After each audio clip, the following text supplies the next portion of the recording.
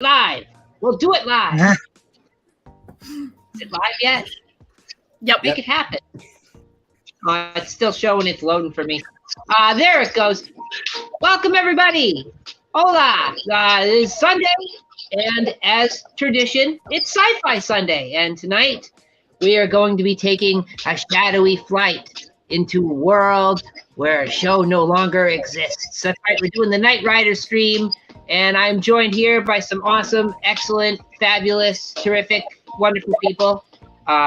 Joined here by my good friend to my immediate right, Jen from Jen's Reviews in the Grave.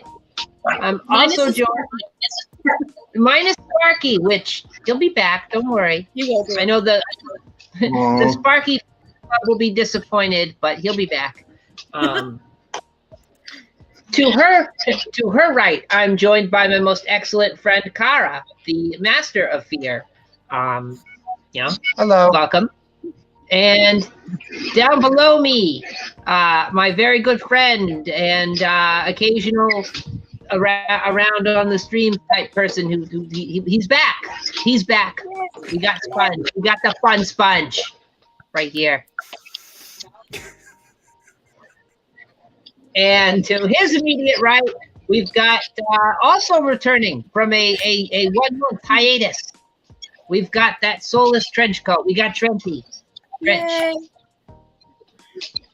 Frenchy is finally returned to us.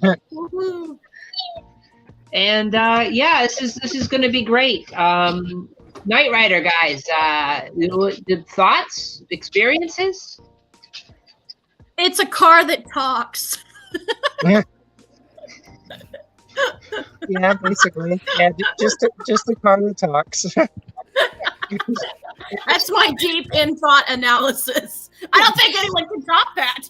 Wait, there was that guy. What was that guy called? That guy that had something to do with the car, but like not really to do with the car. Oh, the old guy. Yeah, the old guy. You know who I mean? Yeah, because the old guy is like, I'm gonna give this cop that got shot in the face a new face that looks like me as a younger guy, and I'll go give him a talking car to get my revenge for me. Yeah, played of course by Richard Basehart, who also does the narration. Everybody loves Richard Basehart. That's kind of a vain way when you save somebody's life to say, well, let's do facial reconstructive surgery, and I'm paying for it, so make him look like me. But he does look like the Hoff, so I mean that's not a bad thing. It's a fair trade-off. Or is it? Did you see how half a Hoff aged? Not well. I saw him with the burger, lying on the bathroom floor with the burger. Yay! Now, to give I him first credit. saw the. Oh, sorry, Kara. What was it? I was gonna say I first saw Mr. Hasselhoff, and it's kind of weird. My first experience with seeing him was in the SpongeBob movie. Oh, I thought for sure you'd say Baywatch. It was SpongeBob.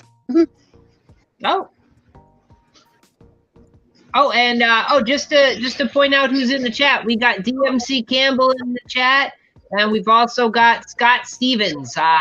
Welcome, guys. Hola. And Grim. Hello. Yo, Ben, what's up, man? Oh, Ben Grimm. Ben Grimm. Of course, you just saw him there. Don't want to leave him out. Trenchy needs so- a talk. At DMC, Ben, Scott. I feel like Trenchy would be a menace to society with a talking car. He'd be like a supervillain. Probably. Oh, and look, we got Sparky in the chat too. We got Christian. Christian. Yay. And we'll hear the slander to the Hoff. Oh, the slander to the Hoff.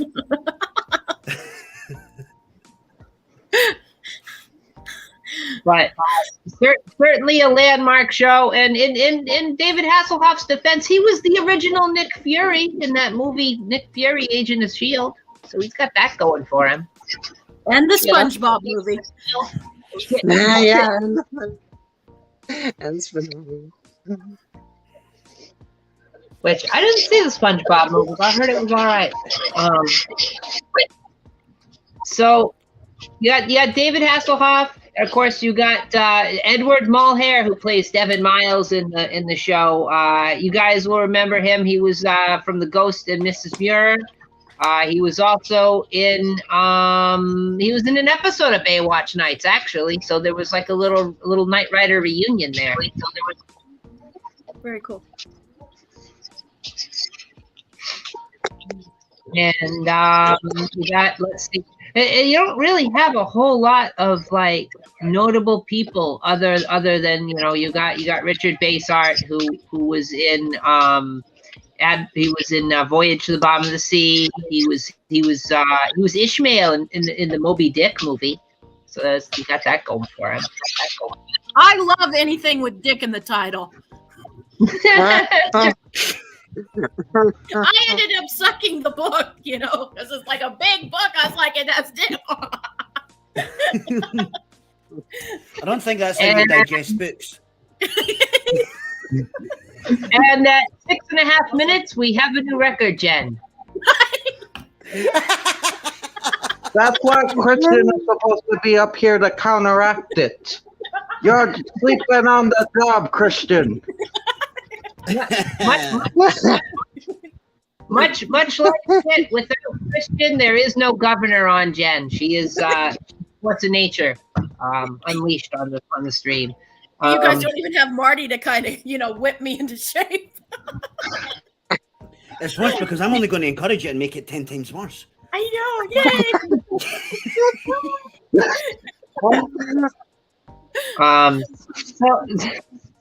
Also in this show we got Peter Parros, who was in he was in The Young and the Restless. He was Leo Baines in The Young and the Restless.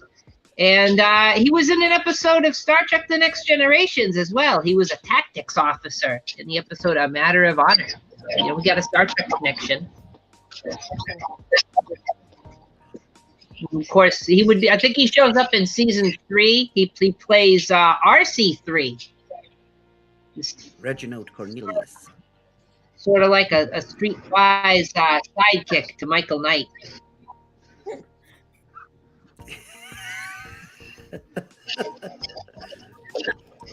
I did not know Busta Rhymes had a rap song for the Knight Rider theme. Okay. Thank you, Ben. I did not know that. I think I've actually heard that. They played that on the radio. Huh? Is it a bop? Is it like something you can, you know, bop your head to and, you know, get jiggy with it, as the kids say? It was just kind of weird for me because I remember I was working in a kitchen at the time and I came walking around from behind. Turn It Up, it was called. I'm like, who's watching Knight Rider? Yeah, it was called Turn It Up. Turn it up, fire it up. It was just the Anybody radio. wants to go and listen to the Busta Rhymes sample Knight Rider song? That's hot. That's just hot. Busta Rhymes, man. I guess I should recap what the show is about. It's basically there's a cop and he goes and he messes with the wrong people. And they shoot him in the face, execution style. And he left him by the side of the road with his car, and they saved his life. The Foundation for Law and Government saved his life, gave him facial reconstruction surgery. As a kid, I always wondered, is that real? The Foundation for the whatever and whatever, was that real? No, it's totally made up. It's like, this seems like No, it's totally real. It's a real thing. It's totally real. Totally real. There's people that just go around reconstructing people's faces and them talking cars all the time. That's what they do. It's like it's 95, you know. Where's my talking car? I love how their logo is a chess knight That's cute, the little horsey piece. But yeah, no, not a real organization. Damn it. I love your in-depth knowledge of chess there. That little cute horsey piece. Yeah, it's a little horsey. He hangs out with the little castle, and you got the little knobby ones. Those are pawns. And you got the pointy-headed guy. That means something else in the UK.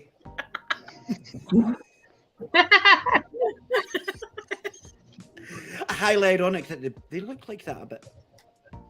They do. They do a little bit. Just a little bit.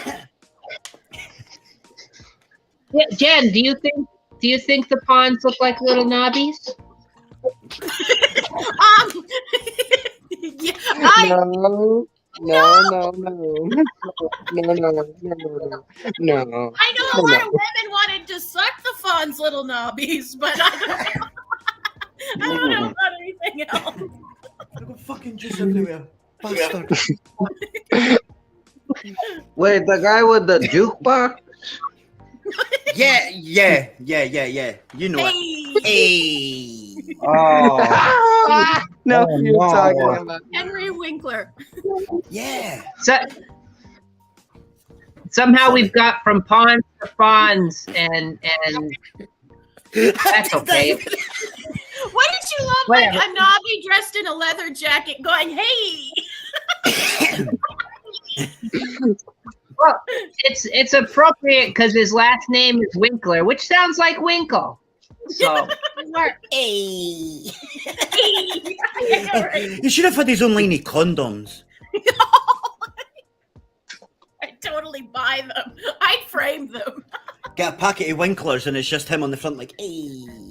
That would be a hot line, though. Like, just go up to a chick and go, hey, baby, I got a pocket full of Winklers. I got a pocket full of Winklers and one's got your name on it. Hey. I think all right. I'm gonna propose a motion. They are no longer to be called rubbers or condoms. They are now known forever as Winklers. Winklers. I'm for it. I endorse this. Winklers for 2022. What year are we in? Winklers for 2022. everyone. Winklers for everybody. It'll be like Oprah in here. You get.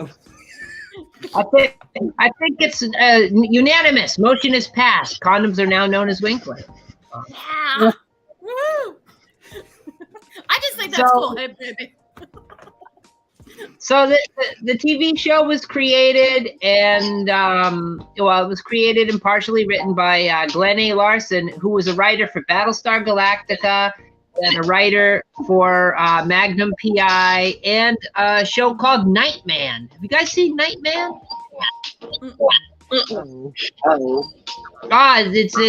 There's a cop, but actually he's a jazz player, and he discovers a super secret police uniform, which happens to look like a superhero uniform, and he can fly, and he shoots a laser out of a monocle. This sounds Sounds awesome. Trenchy, you can play the new live action version. Trench, it's on Tubi if you want to check it out. Oh. Wait, is it live action or is it animated? No, it's live action. It's live action. It's from the 90s. How many seasons did it get? I think one. It didn't do very well. Sorry. Trenchy, don't you said he was called Nightman, right? Or whatever?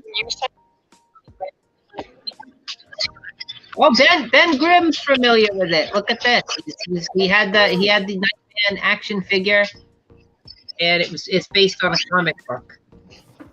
Trench, you want to be Nightman? You want to save the city with your laser eye monocle? Cool.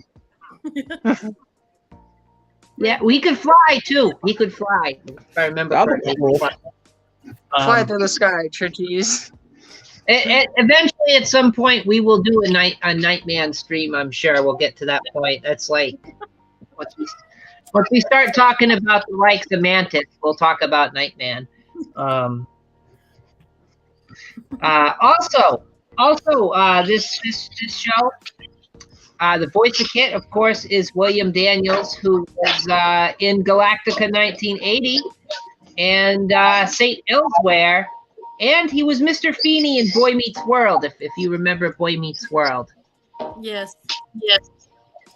Oh, That show used to That's come cool. on Nick at Night. I remember I got mad at it because it would in my shows that I was watching. I'm like, curse you, Boy Meets World. No. You didn't like Mr. Feeney? And what was it? Not Fred Savage, but Adam? No, Adam Savage is a different guy. Will Savage? Was it Will Savage? Something. I don't remember. I didn't I remember I it was was going to say, on. Adam Savage is a special effects guy. Isn't he? Yeah, He's a Adam special effects guy Savage that is one of the myth. Yeah. Yeah, he's the Boy Meets ginger World one. was from the cool though. It Mythbusters. had a slasher episode, Scott and Ben. and both it had an said- episode where a Ben guy almost Savage, joined there a you go. cult. Ben Savage. See, the fucking Scott Stevens saving the day. Yay! Thank you, Scott. I used to think Boy Meets World was like a show, like because there was this other show on Disney Channel called Girl Meets World, and I thought Boy Meets World was just another version of that show. But then I found out that Boy Meets World was its own thing. Yeah, I never Yeah. watched it. Oh no, it's connected. It came first. It did first. It was, Yeah, I it know was- that now. I said back then I didn't know that. Back then I didn't know that they were, because at first I thought they were just like two shows. I knew they were two different shows, but I was thinking like they were two different shows made to compete with each other, and that's why one was on Disney Channel, one was at Nick at Night. No, it's a spin-off. I could see you might think that, but that's a spin-off. Speaking of spin-offs, this show it birthed a whole bunch of spin-offs. Of course, none of them did very well because they didn't have the iconic car, the iconic kit car, the Pontiac Trans Am, which was supplied by Pontiac, and eventually they didn't want, because there were so many aesthetic changes made to the interior, they didn't want to be associated with the show directly. So like they tried to tell them to not refer to Kit as a Pontiac or as a Trans Am in the show. It happens in a couple episodes, but they're just like, hey, can you just tone that down? Like, Stop mentioning Crazy that. to think it is like legit one of the most famous cars in the world, right up there with like Ecto 1 in the fucking DeLorean. Yeah. yeah, Like, no, we don't want anything to do with this. Yeah. Arsehole, you're sucked. well, like this was before the show took off. Like this was during season 1, when it first aired. It aired on Friday nights on NBC. And at the time, NBC was really struggling in the ratings wars. I think it was like number 4 among networks, and which that's quite the feat because at the time I think there was only like 5 networks. So not really. God, remember that. Our age of it. They were battling. Yeah, Jen. I mean, it's they're gonna date us instantly with these comments, but Back in our day. it was taking on what was it, Dynasty or Dallas? I always get those two mixed up. But on Friday night, Dallas, was- I think, or maybe Dynasty. I don't remember. I think Dallas. I'm gonna lock it in and say Dallas.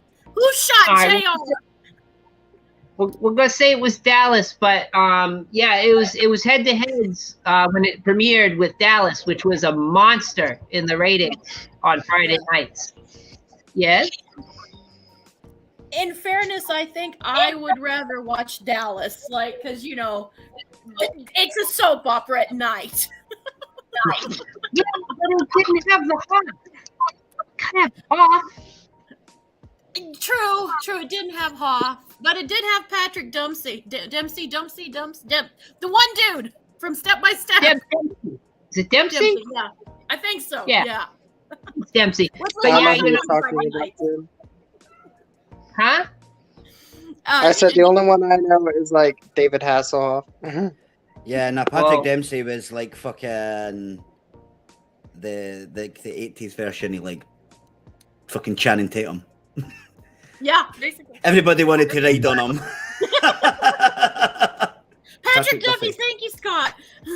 Dempsey Duffy, something. I knew it started with a D. Oh, DMC. Don't worry, we will be talking about Viper not next week, but the week after. So that'll get discussed. I got a whole lot to say about that show.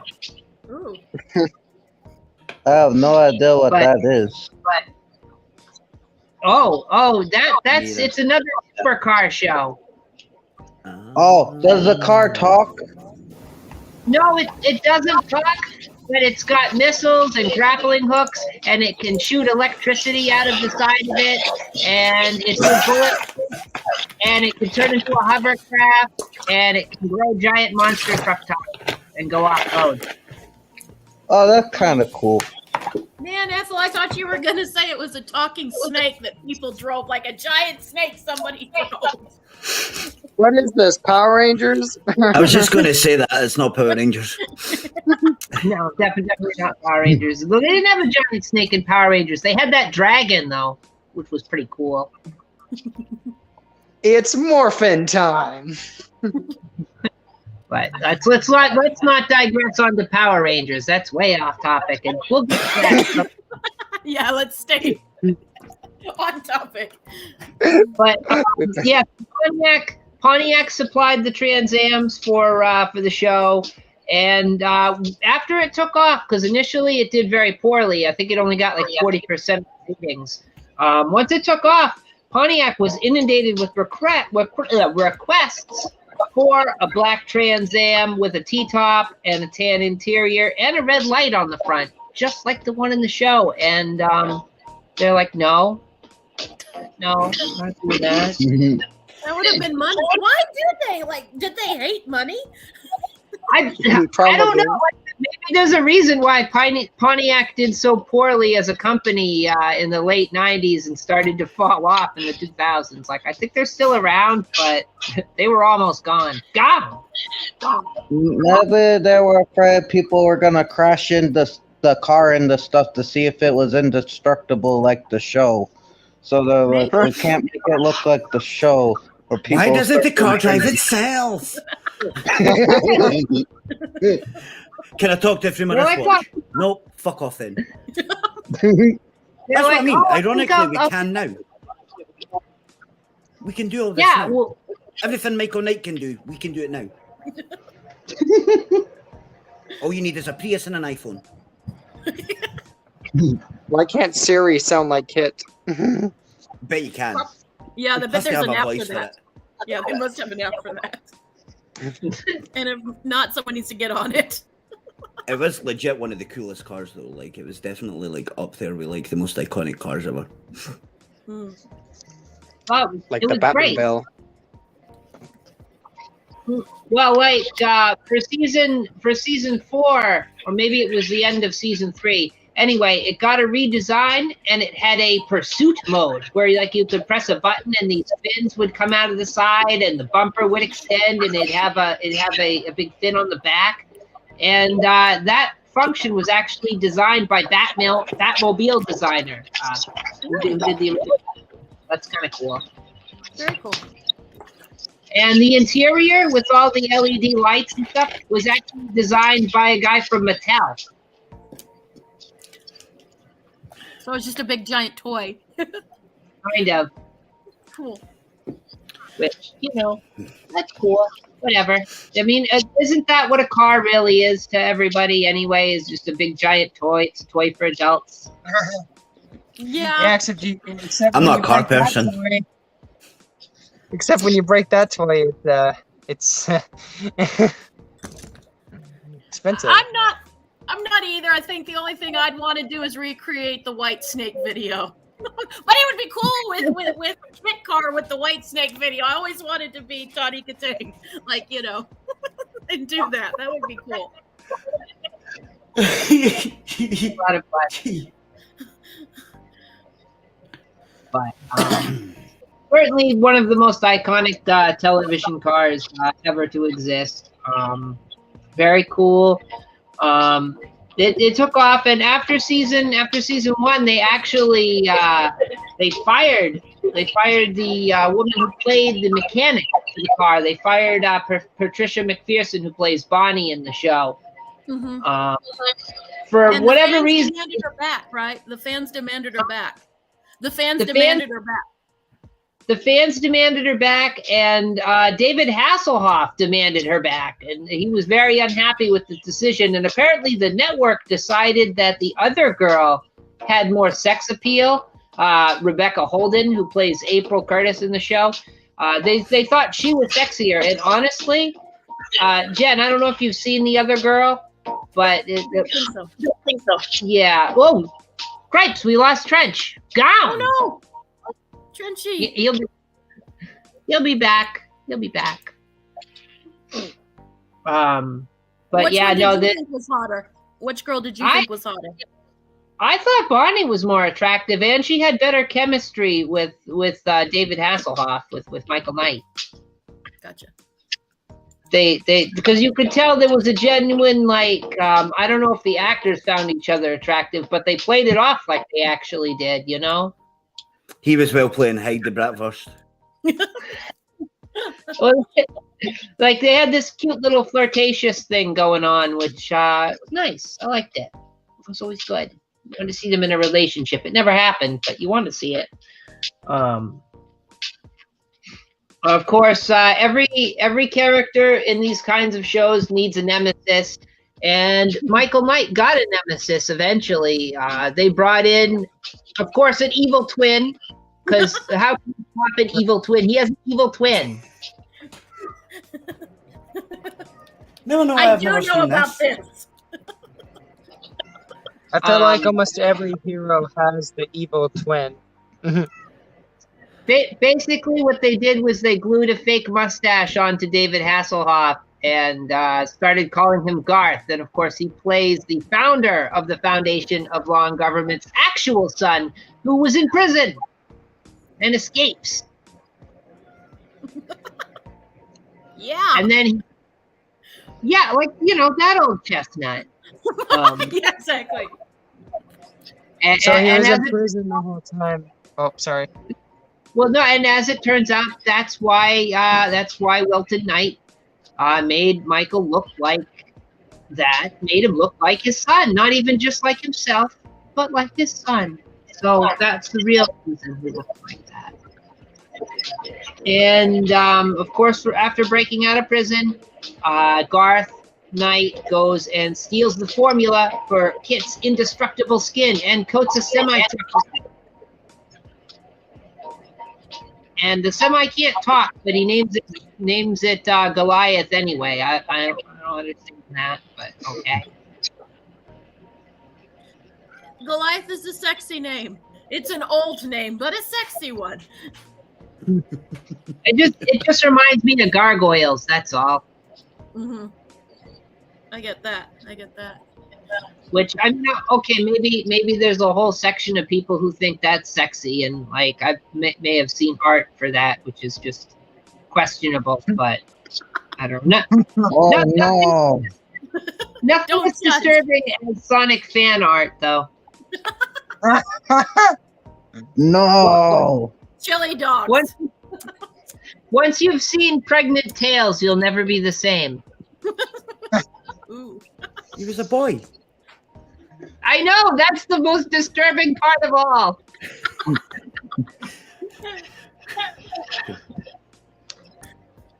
Who was sexier, Ethel?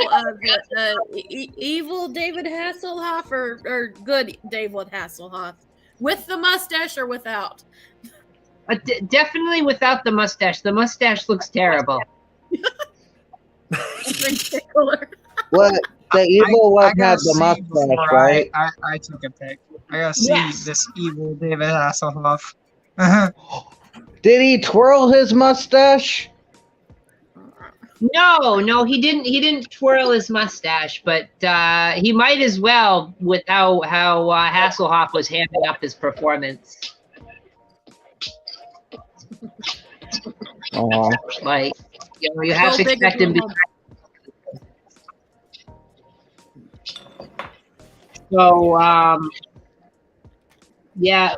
Another fun fact about the show: William Daniels, who voices Kit in the show, actually never appears in the credits. So if you watch the show and you watch the credits, you'll never see his name pop up. And this wasn't because like the producers were assholes or anything. It's he actually requested this because he wanted it to be more mysterious. He never met David Hasselhoff till after like 6 months after season 1 ended. Yeah. They met at a Christmas party or something. Very cool. That's true. I know And, that they recreated one of the stunts for Knight Rider. He had conversations with a guy he never met. So, yeah. Do they what was that, Sponge? Mythbusters did a movie edition, and like they were testing stunts for different things and that, and they did the Knight Rider one where he jumps on the car into the truck, into the semi, to see if it was actually possible. Where they drive, and it is 100% possible. Oh, okay. yeah, like on the show, I guess they used a scale model to do that shot, which is actually a pretty good scale model because it looks absolutely convincing. Or it could have just been a stunt driver, because let's use stunt drivers for most of it. Like the auto cruise thing where it was driving itself was a stunt driver ducked down in the seat, so you couldn't see. Oh yeah, the trick where they drive from the back seat and like they've got the driver's seat. Yeah. They got the little hole cut out, and it's just like It's pretty crazy. which is that's how they did a lot of the self-driving scenes in the show, by the way. Very cool. Oh. Also, in addition to having Goliath and Garth as a evil villain in the show, they also had an identical copy of Kit called Car. Car. The night, huh? I was just gonna say I loved it because they spelled it C-A-R-R, right? No, it's K-A-R-R. It's That's what I meant. K-A-R. Yeah, my dyslexia is showing. Yes, K-A-R. yeah, the night Car. automated robot. I Wait, love. I love the name. It was supposed to be white, so it would be black and white. But they thought Yeah. it was too much money to repaint them, so they thought, fuck it, we'll just change the color of the light. Yeah, and they did paint the bottom of it gray. Yeah, because they wanted it to be like a chessboard, like the Yeah. black, the white pieces and the dark pieces, but Which obviously not. Right. I kind of wish they'd done that because that would have been cool if I they kind done of wish that. they did, but then it kind of would have been a bit weird having the good guy in a black car and the bad guy in a white car. Well, it's a subversion of expectations. Huh. They never Hey, put that much Brian. thought in it. They never put that much thought into it. We got here's in something. the chat. Hey, Yo. sorry. Yeah, no, it's pretty fucking cool. Another cool fact about Car, it had a yellow LED light in the front, wig bag in the front, and it was voiced by Peter Cullen, who is best known as the voice of Optimus Prime. Which, you know, all you Transformers fans will love that. Transformers more than meets the eye. Or is it Robots in Disguise? I don't remember which one the original one was. It was more than meets the eye, but they also were robots in disguise. It depends, like if you're watching the show or you're watching the toy commercials. Because I think in the commercial it was robots in disguise, but in the show it's more than meets the eye. Here's a weird thing about my first. You want to know what my first introduction to Knight Rider was? Oh, what? It was Lego Dimensions. It was a Lego game because he's in it, and I literally was just playing the game, and I got that because you don't get to. I don't have him like the figure, so I can't play as him really as much in the game. But you can do this thing where you can buy the character and use him for a few hours in the game. so I did that, and that's how I learned who Knight Rider was. Very cool. What did you buy the car, or do they have like a little Lego David Hasselhoff, or is it just the car? Okay, I don't have the character. I spent the studs which are the money in the game, to play as him for an hour in the game. But if you buy the figure, you get a David Hasselhoff Lego minifigure, and you get a micro build of Kit, and you get to, and if you have them, you get to drive around them in the game. Very cool. And Oh. Kit will talk to you and stuff. Well, that's spiffy. So like this is, for being a successful show, you'd think this must have spawned a lot of successful toys, and it did. It spawned a remote controlled car, a few scale models. The cool thing about the remote controlled car was it could talk, and it had the wigwag in the front, which was very cool. Very, very cool. If Marty were here, he would probably talk at great lengths about it, because I know he's really big on the toys. So I'm trying to fill his shoes by talking about the toys a little bit. But they had that. And of course, I had one. They had the Knight Rider Big Wheel. And the cool thing about this was it came with like this little handlebar on the side. And if you pull it, it would cause the wheel to lock up and you could spin out in it, which was kind of cool. Did it talk or anything, Ethel? No, it was just cheap black plastic. And your parents had to put it together. But, it was still cool. You got me beat. I had a Cabbage Patch one. It was cool though. It made a sound, and I thought I was a badass driving it. I kind of wish I was a fat kid. I was never interested in anything like that. I was just like, move in. Cabbage Patch Kids look so freaky to me. They look so freaky. Well, they come from the Cabbage Patch, Kara. That's why they look like that. They want my soul, and they're not getting it. If you're birthed by cabbage, you're gonna be a little creepy. It's one of the facts of life, guys.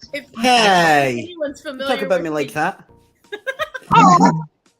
No, if anyone, I used to look like a Cabbage Patch Kid when I was a baby. Like I was genuinely like one of those little fat kids with the big bald head and the big chubby cheeks. Like, look at that. That's fucking terrible. What'd you do to me, woman? If anyone remembers that, I always wondered if that's what they grew up. If anyone ever watched The Kids in the Hall, there was a character that had a cabbage for a head, and I always thought to myself, I wonder if that's a Cabbage Patch Kid grown up. Wait, Yeah, that's what happens. Totally. There's a show, Cabbage Head. There was a skit show in the 90s called Kids in the Hall, and one of the reoccurring skits was a guy that literally had a cabbage for a head, and he was kind of a jerk and always trying to pick up women, real sleazy, and his big tagline was, "It's because I have a cabbage for a head, isn't it?" And he'd smoke a cigar. It cracked me up when I was a kid. I loved that. But Garbage Pail Kids, man. I loved Garbage Pail Kids. They were cool as fuck. No, the movie. Oh, that's a great movie. How dare you miss that movie, Carla? No, I hate that thing. My brother loves It's that beautiful. stupid movie. So fucking good. It should have been a horror movie. Me and Trench have talked about this before. Oh, yes. Garbage How great a should have been watch horror along would movie. that be? Oh, yeah. That'd be cool. I had all the cards, and then my mom threw them out, and I was so sad. They'd probably be worth something now. I had like piles and piles of the cards as a kid because I loved them. My brother in there has, Do you know that has the game's on mobile now? hundreds of those old Garbage Pail Kid stickers. He bought them several places, but he has tons of them. And my first experience with Garbage Pail Kids was the movie, so naturally, I don't care for the brand of Garbage Pail Kids. Okay, the movie isn't perfect. I mean, the movie isn't great. It should have been It's a horror awful. movie. It's in the name. It's garbage. It has good qualities. Trench. They threaten to murder children. There's that. All right. Trench, Well, go ahead. Sorry. No, go ahead. I was Go ahead. gonna say- Put 'em up. I was just gonna say, I wish they would have got smoshed at the Stay Home for the Uglies Oh, in the movie. it's like I said, it would have played better as a horror movie. Maybe they needed a talking car. I don't know. Yay. They had a flying garbage can. That was always cool. Speaking of which, Knight Rider. Knight Rider. So due to the success of the first series, they tried to bring it back. They tried to bring it back in 1991 with Knight Rider 2000, which took place in the futuristic year, the year 2000, a year where criminals are convicted of their crimes and they're cryogenically frozen to serve out their life sentence. That'll teach them. Be fucking never get old, and then they never learn their lesson. That's justice. I don't know. There was also a weird plot throughout the TV movie that this was spawned, where there were no guns in the future, and then there were gun crimes because somehow the criminals had guns and nobody else had them, and they needed to. And the only one who could stop them was Michael Knight and Kit, and of course Kit didn't have a body. So, he was just a little box that Michael carried around with him. And what do you do when you have no body? Well, they put you inside a tarted up Dodge Stealth. Naturally. Right? Naturally. If anybody doesn't remember the Dodge Stealth, I do. And it was not the most high performance car and not the most futuristic looking car either. And Knight Rider was no longer, or Kit was no longer black anymore. He was red now. Okay. That doesn't really fit the whole chess theme. Let's go with it. So criminals are put into cryo sleep. Only one who could save them is Michael Knight, and they've got the Dodge Stealth, which I guess Pontiac was going to supply the car originally. Instead, they were going to use a concept car that Pontiac had. They had the Banshee, but again, Pontiac said no. They weren't having this. Like no. They saw the writing on the wall, basically. I love their business sense. Like, look how much money this made. Like, do you want to be a part of it? No. Like, hey, not for me. No. Try not to mention us too much in the show, okay? Can you just pull back, like let's not tarnish the good name of. So wait, what one was that? Knight Rider 2000, you said? Yeah, Knight Rider. It was directed by Alan J. Levy. It served as a pilot. It was going to be an actual full-fledged show, but it never got picked up. They said no, this sucks. We're not picking it up, and rightfully so. It did sort of suck. I've seen it, and it's not good. Of course, if you're a fan of Alan J. Levy, you'll know him because he directed a few episodes of Jag, Columbo, Battlestar Galactica, and 2 episodes of RoboCop the series, 5 episodes of Airwolf, which we'll be talking about next Sunday, and of course 6 episodes of Quantum Leap. Yeah. So he got around to the science fiction shows, and they brought Glenn A. Larson back to write this, and they had Rob Hedden write it as well, who was the writer for Friday the 13th Part 8. Of course, everyone's favorite entry into that franchise. Fuck Manhattan. Fuck it. Yes, totally. Or if that's not your speed, Totally, if Part 8. If Friday the 13th, Jason Takes Manhattan isn't your speed, he did MacGyver, and he did the Friday the 13th the series, so he had range. Oh, the series is good. Let's see. Part 8 ain't that bad though. You made a Friday the 13th series without Jason. What were you thinking?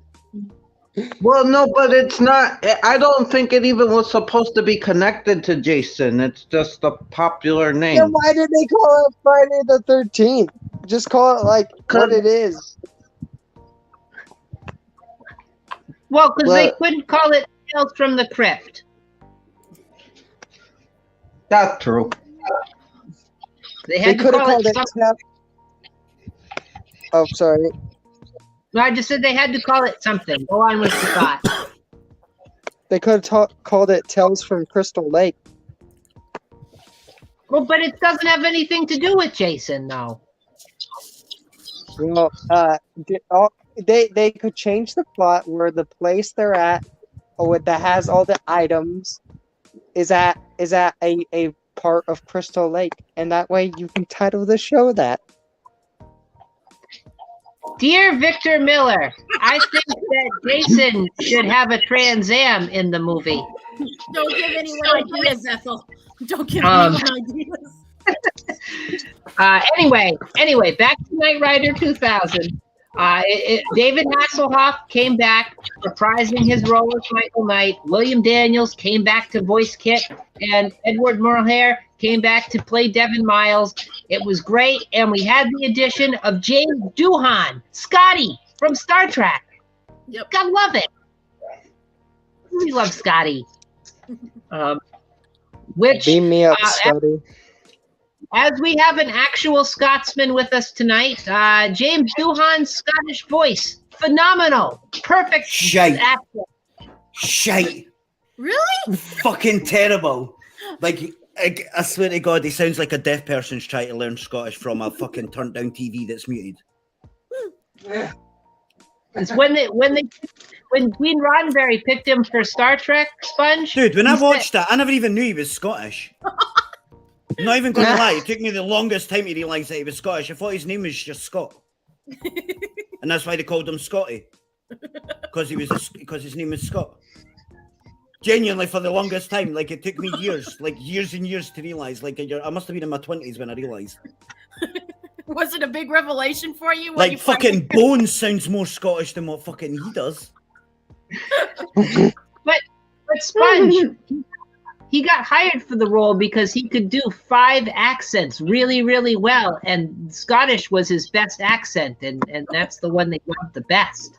I love the fact that that was his best accent. Because if that wasn't his best accent, what the fuck else was he doing? Like, I want to hear his first I'm just accent. about to go down to the basement, Captain, and stoke up the engine, man. Beam me up, Scotty, right after these fucking spliff, man.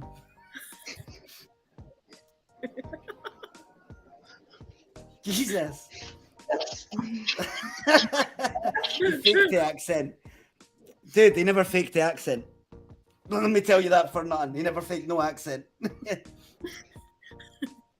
Is that so? Like, I don't know. Like, we're as Americans, we just thought that's how everybody in Scotland sounded. Like, honestly, we're just like, oh, of course. Look at it this way. I prepare people thinking I sound like Shrek.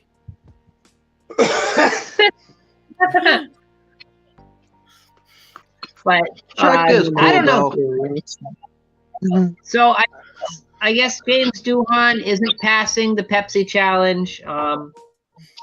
Okay, we'll have to deal with it. This was going to be a vehicle for Susan Norman and friggin' what the hell is his name there? Carmen Argazano, but of course this failed, flopped on its ass. If you recognize the name Susan Norman, you might recognize her. She was in Parenthood, and she was Linda in Safe. I don't know. I haven't seen either of those, but hey, doesn't mean they're not popular. Yeah, Eugene Clark in it. He was Big Daddy in Land of the Dead. Trench, you've seen Land of the Dead. Trench? Oh, you're on mute. You're gone. He's on Gone mute. with- but yeah, so the smart zombie from Land of the Dead was in this show. He was also General Boone in Broken Arrow, and he was in an episode of House, which is always fun for me. So I like that show. Yeah, that's a good. That's a good show. It was a doctor show, right?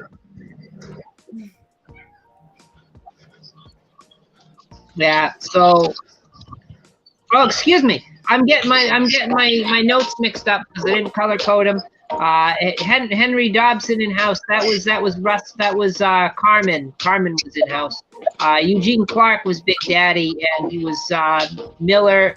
He was Mayor Carter Tobias in Earth Final Conflict, which is another Gene Roddenberry show. I don't know if you guys have seen that. No. I honestly thought you were gonna say Mayor McCheese. I don't know why.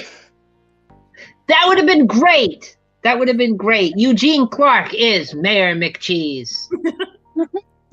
I'm down for it.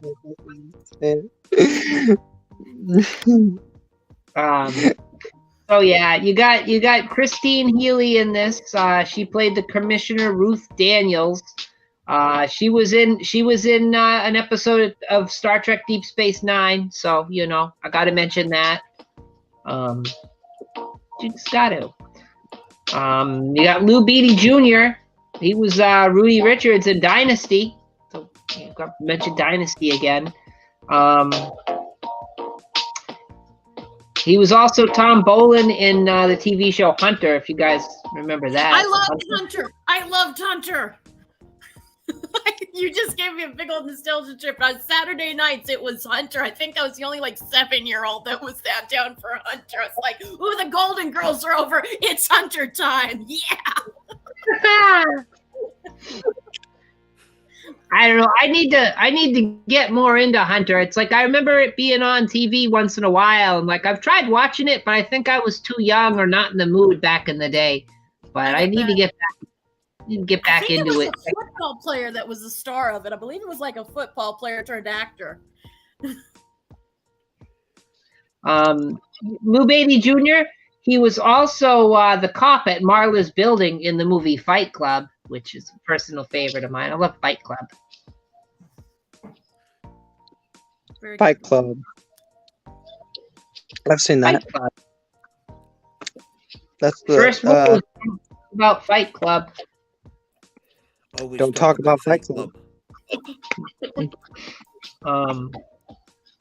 Yeah, so they didn't use the Pontiac Banshee. We had these great people in it. It takes place in the year 2000. They altered a Dodge Stealth. Fun thing about that Dodge Stealth that they used in this show, or this movie, really, it would have been a show, but it never happened. It was used in an episode of Chips, 1999, and it was used in an episode of Power Rangers Time Force. So we somehow wound up with Power Rangers again. It's too bad Sparky's not here. Yeah, he would probably remember the episode of Power Rangers Time Force where the stealth comes up. Long as they agrees that green's better than red. Or I'm throwing Of hands. course. Tommy is way better. Tommy is the better Ranger. I've got into so many arguments over the Green Ranger being better than the Red Ranger. It's ridiculous. Oh, the Red Ranger's a tool. No, fuck the Red Ranger. That's what I said! He's an absolute dick. If you watch Super Sentai Zoo Ranger, the Green Ranger is a fucking badass in that too. So it's doesn't matter which version you watch, the Green Ranger is still a badass. I'll watch some Japanese Spider-Man. But you Japanese? I kind of get. Oh, no, Power Rangers, Kara. Power Rangers, Super Sentai. No, I was making a joke because Japanese Spider-Man's almost the same thing because he has a giant mech robot, and he fights creatures that start out small but then they grow big at the end, and he has to fight them inside his giant mech suit. It's pretty weird. It's true. But this is not the first time Power Rangers is going to come up tonight. I can tell you that. We haven't gotten to it yet, but it's going to come up again. Come up one more time. They should have crossed over. Friggin' Sparky can't argue about the Green Ranger being better than the Red. Look at this. It's a unanimous thing, apparently. Oh, because he's green. No, it's because he's a badass. And the actor actually genuinely really great to the fans. So it's win-win there. Very cool. Yay. Which Green Ranger are we talking? From which series? From Power Rangers, the Mighty Morphin Power Rangers. Oh, the original. Yeah. Because there's like several series now. There's Power Rangers, the original. There's the new ones, and they keep changing the cast where it's like different kids each time. Yeah, that's where I started falling off with it. Well, plus I was getting older. So that's the downside of kids growing old. Yeah. You end up falling off. I don't remember the series I watched as a kid because I didn't watch it all the time, but I remember my favorite one was the yellow one. That was my favorite Power Ranger, was yellow. Oh, Trini? It wasn't the original series. It was a different series. I think I don't remember what it was called. It was something else, but it wasn't the original cast. Oh, okay. Well, anyway, we'll get into Power Rangers at some later date. I gotta do a Sentai Power Rangers only stream at some point. We've talked about it before on the show, but I gotta do a dedicated stream at some point. I'm definitely down. I'll put it in the notes, guys. I'll put it in the notes for the next time I have to do a theme or something like that. Dude, I didn't know they had a movie as well. Power Rangers? Oh yeah. No, fucking Knight Rider. Sorry, I'm doing Knight Rider research things while we're doing other shit. Knight Rider's got 2 movies. Because it had Knight Rider 2000, and this is a good segue, Sponge, so thank you for this. Then in 1994, after Knight Rider 2000 failed, they came out with a movie that felt a lot more like Mad Max. They came out with 2010. 10, yes. I was just reading it because they're dude. When did they become in with when did they get in with Ford? Like I don't remember Kit ever being a Ford. That's when they got in with Ford, was in 2010. Knight Rider 2010 in 1994. That's when they started connecting with Ford. Because they did it for the other TV series as well, right? The shit one. Yeah, the shit one, which we'll definitely be getting to. We got one more series after this to get to before we get into it. But there's another one. What? How is there another one? What the fuck? There's another one after this. There's another one after this. Make the power of Kit. I knew there was the modern series. I didn't know there was another one in between that though. What? Shit, why is there so many, the little fucker? How is David Hasselhoff doing all this? I thought he was busy running on the beach. How is he doing all these shows? And singing in Germany. No, Cat, come back. Well, I just saw a cat. This is where we depart from David Hasselhoff. Interestingly enough, Knight Rider 2010. No David Hasselhoff. However, this was directed by Sam Pillsbury.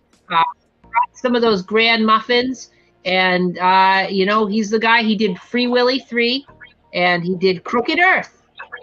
So take Free Willy that. 3, that classic. And take that and wrap it around your wiener and stick it in the oven for 35 minutes. Ooh. Wait, what? I don't know. This is a weird Pillsbury reference. I need to write that down for me and Marty's sexual bucket list. Excuse me a minute, Ethel. I need to write that one down. Wait, is that what happened to David Hasselhoff, and why he didn't do the show anymore? No, I was making a poorly constructed baked goods joke involving Pillsbury. Oh, thank God. Anyway, this was written by John Leakley, who wrote Spawn animated series. Oh, that almost turned wrong. The Spawn animated series and Nightmare Cafe.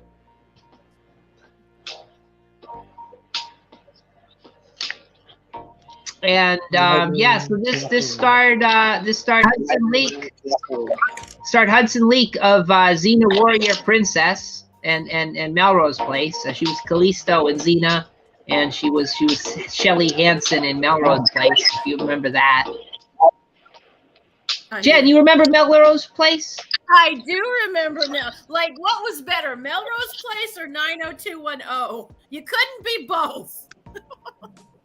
You had to make a choice. You had to take your stand. I mean, I was a bigger fan of 90210, to be honest. Me too. But I didn't mind Melrose Place. It was fine. We had something going on. How could we had 2010 series? Huh? Is the 2010 Knight Rider, is it a movie? Did you say it was a movie or a TV series?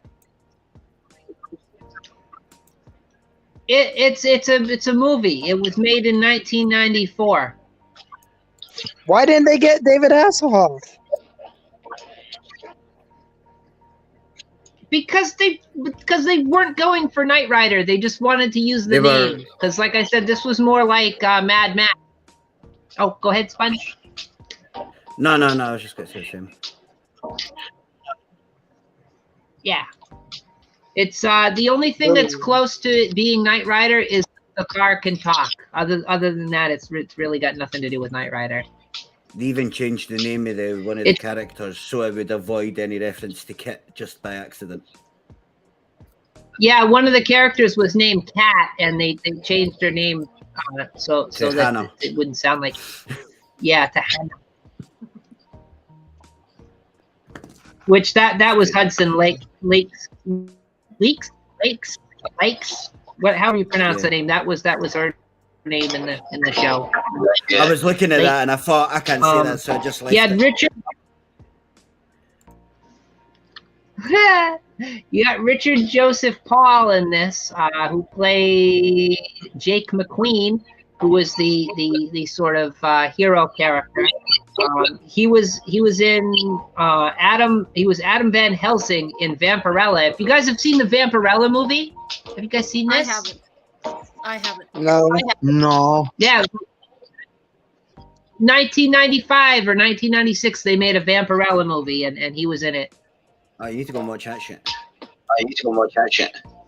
Yeah, he was also in Oblivion 1 and Oblivion 2 as Zack Stone. Which, I gotta mention it, Oblivion 2 has George Takei from Star Trek in it, so we got another Star Trek connection. So one of the best Star Trek connections ever. Yeah. Oh, Jen, I know you'll appreciate this. I know you'll appreciate this, Jen, because I know you're a fan as well. Richard Joseph Paul, you might recognize him because you're a Sex and the City fan. He was in What Was It Good for You? That episode of Sex and the City. He was Patrick Casey. Yeah. I do appreciate that. That was a nice touch. Somebody left a review on the IMDb for the movie.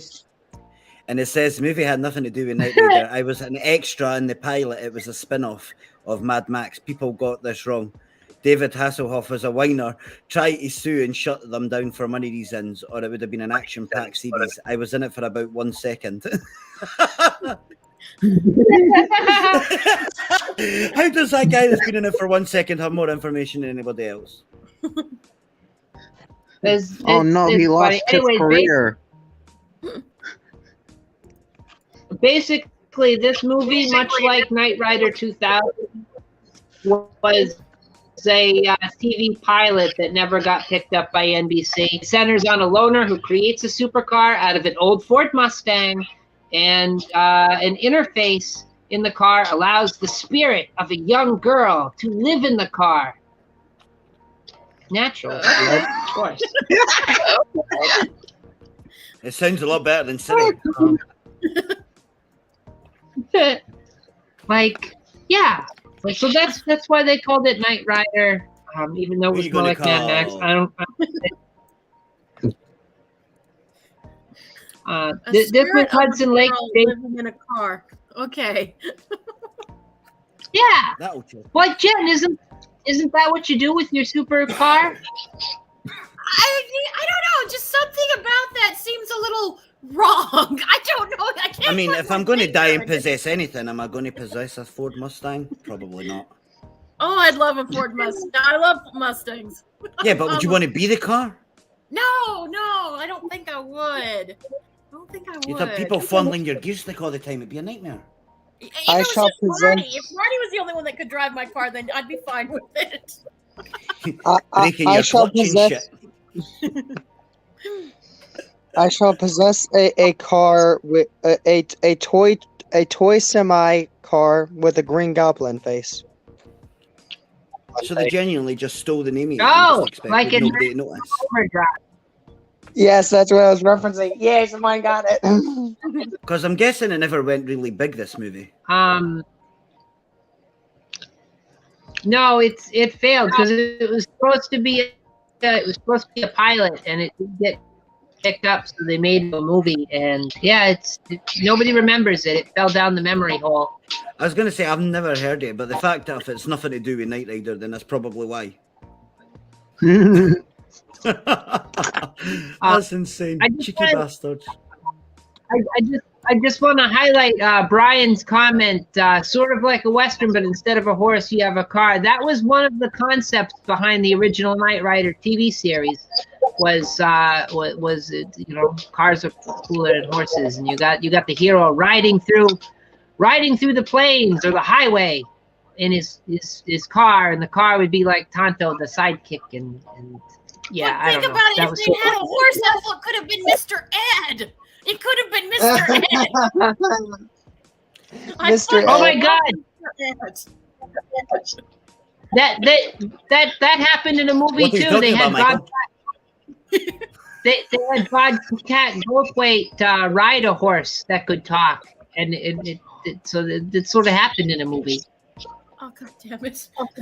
That would have been cool. Because instead of doing the oil slick where the car releases oil, the horse could have pooped and people could have slipped on it. That would have been awesome.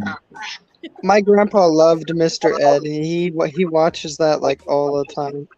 I loved it too as a kid. Kit was indestructible, though. He was like some bonded alloy shit that was nearly indestructible. Why Like, not how put do you that make on a horse horse? indestructible? You could coat it, I guess. Teflon hooves? I don't know. Well, the Give 'em molecular steroids. molecular bonded alloy to your horse, like it. I don't know. Might work. Wilbur. I feel like the horse probably not going to be working so well afterwards, though. That's Yeah, your yeah. He'd be kind of stiff. Why the long which face? reminds me, how do you have a show about a talking horse and not have a single dick joke? Like, honestly. I know, right? When It was a Kits, different then you'd time. probably get struck off for it. It was a dark time on television. The BC period. BC period. Before copyright. Oh no, don't ask. Before Gara. Oh, okay. I see what we're doing. All right. So yeah, so in 1994, they tried to bring it back, but not really, and they just were sort of skating on the name, and it didn't work. So in 1997, finally something sort of worked, and they came out with Team Knight Rider. Yes, where one man could make a difference, surely 5 people could make more of a difference. It didn't success. That wasn't a successful comeback. That was terrible. It was like Power Rangers, but shit. Without the giant robots, they got shit cars, which they deliberately made shit, if I remember rightly. Like, were they not all like had something wrong with them that you could break them if they needed to? In case they went bad, because even though Kit never went bad, they had to make sure that if these cars Don't went program bad, them to go bad, then you dicks. You not watched Terminator? We've not learned nothing. Like you could 1997, goddammit. and stuff. They could take damage. See, that's the one I remember because I remember watching that and thinking, "What the fuck is this?" Because they all just drove shit fucking Mustangs. Like they had like one was like a Mustang, fake Mustang type. One was like a pickup truck, and it's like, dude, this is just like fucking. They've just went and robbed Ford. Yeah, And just drove around in circles for a while. And Sponge, they all had names. Dante was a modified Ford Expedition. Domino was a modified Ford Mustang. Beast was a modified Ford F-150. Pickup truck, yeah. Because Cat Ford one Motor and Company Clayton has no or shit. motorbikes. They even had motorbikes. Fuck off. Fuck off. Like, bullshit. Yeah, Like, they had the motorbike that could combine to form a car. Wait, what? yeah, dude, like, that's what I mean. They basically try to turn Knight Rider into Power Rangers, but with any of the cool stuff. Yeah, Only they just it's like they gave it like a redneck car and like a mum's pickup truck. Like you're like, yeah, okay, no worries. Let's stop crime, you guys. Go, soccer mom. well, it's the cool thing. The cool thing about the Ford Expedition was like you could stop crime and get the kids off to soccer practice on time. So it's like it had. That's what I mean. It was like the wildest shit. They try to make them all seem super cool, and like none of them were cool. Not even the main car looked cool. like they picked the least cool cars ever. Like They were going for a different demographic. Hey, when you get yeah, they're trying to hit them all at once. hey when Ford Motor Company underwrites your production, you take that and you take it to the bank, my friends. So you pick their shittest cars they've got. Why'd you not pick their good supercars? What Ford the, giving like you them. honestly Fucking though, take an F50. Take some beast car that's Sponge, like those super powerful and cool. those are their 3 best-selling cars.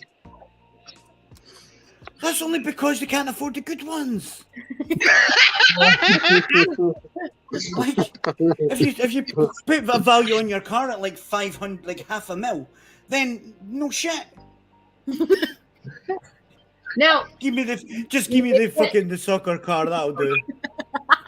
Maybe these were for people that were on a budget and they have dreams too. So we're gonna give them a show about a show. Well, that's about, what I mean.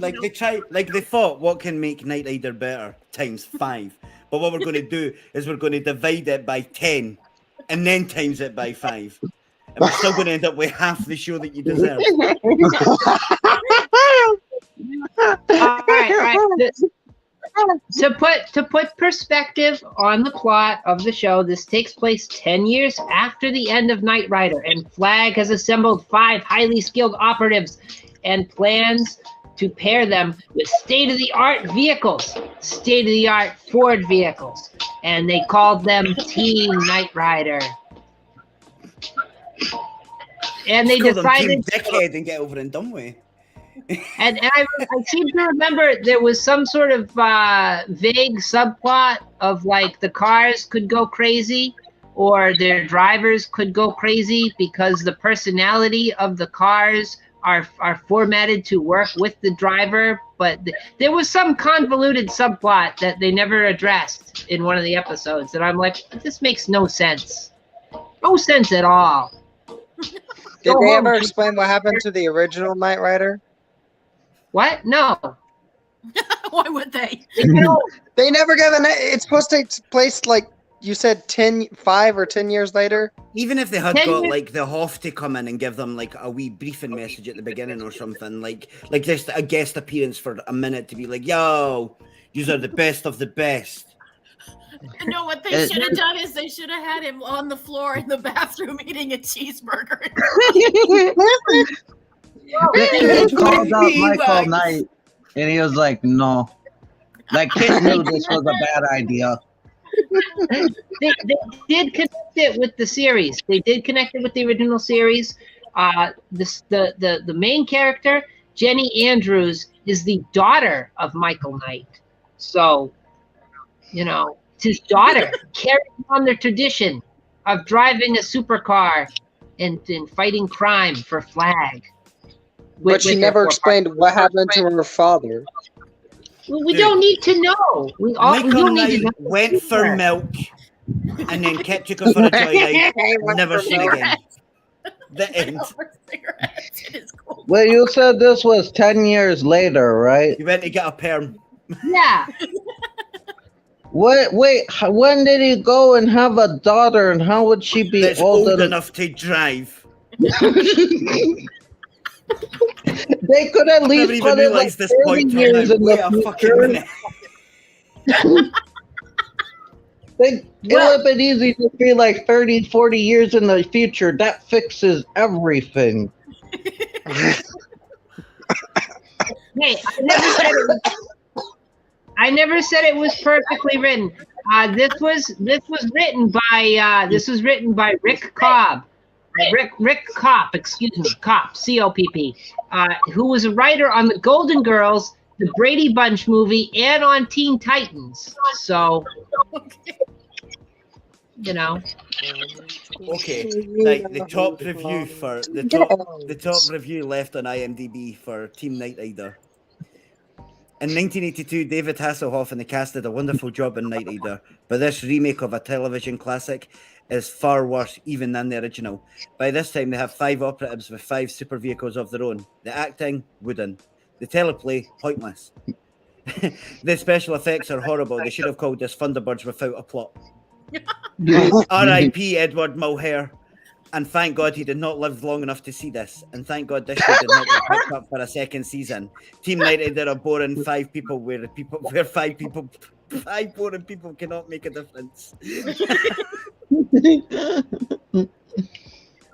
It's not wrong.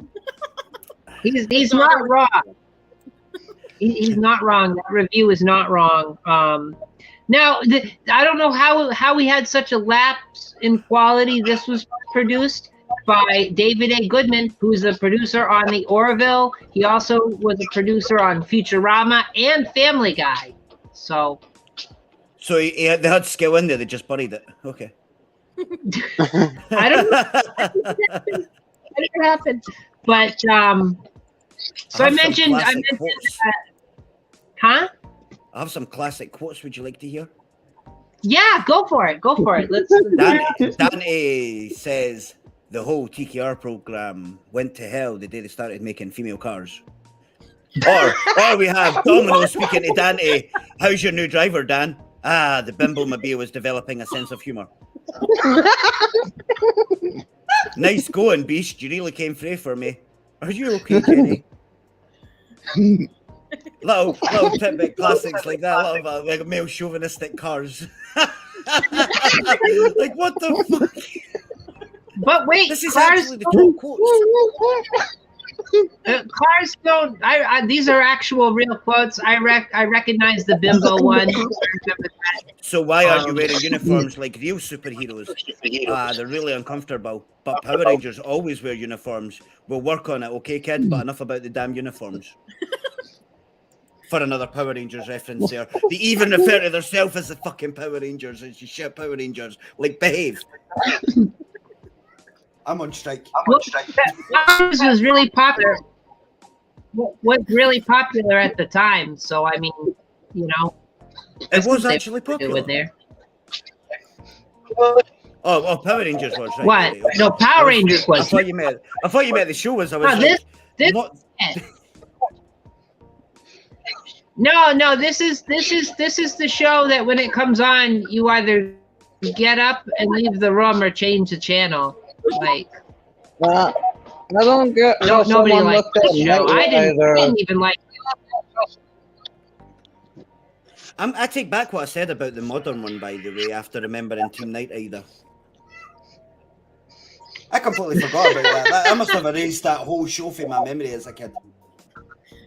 But I specifically remember the soccer one because I had a toy that. I'm 99% sure I had like a wee model car of that. It was too traumatizing. You had to wipe it from your memory. Sponge, which member of Team Knight Rider did you want to be the most? None. They were a bunch of dicks.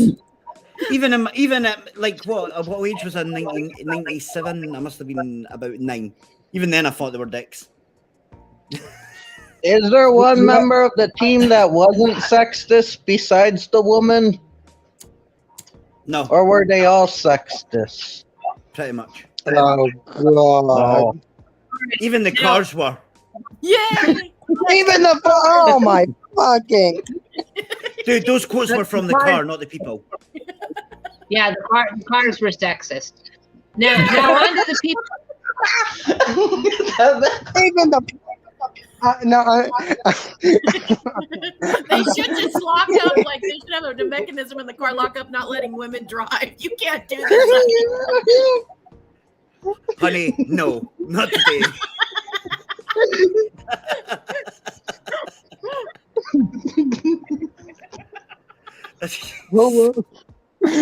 Who made that? Now, make yourself look pretty. This show had star power, guys. This show had star power. The cast, star-studded ensemble. You had Christine Steele, who played Arlene Gomez in an episode of The District. Okay. No, maybe not her. You had Kathy Tegresser, who was in Silk Stockings. In one episode of Silk Stockings. So, I love Silk Stockings. she was also fun connection. She was also in Baywatch Nights. She was in an episode of Baywatch Nights. And she was in an episode of Lois and Clark: The New Adventures of Superman as Baby Gunderson. Oh. Baby Gunderson. So there's some star power there. You got Dwayne Davis, who was Uno in Ghosts of Mars. Ghosts of Mars, guys. Right? Is that the movie with Ice Cube? I don't know what I mean, any of these shows are. that's a John Carpenter movie. I mean, it can't be. We don't like talk that. about that one, Ethel. Oh, I've never seen it. We don't talk about that one. I remember everyone's reaction last time I mentioned Ghosts of Mars, so I had to mention it here. Okay. Dwayne Davis, he was also in Beetlejuice. He was the really dumb football player. You know, the one that said, "I don't think we survived the crash, coach." Yeah. I don't think we survived it. So you got that going for you. You got Brixton Carnes, who's the pilot in Tank Girl, which that's another great movie. Loves, right? Tank Girl. Christian loves that. Actually, I will fight with anybody that this is Tank Girl. I will fucking. Tank Girl's amazing. What is Tank Girl and why is it amazing, Trenchy?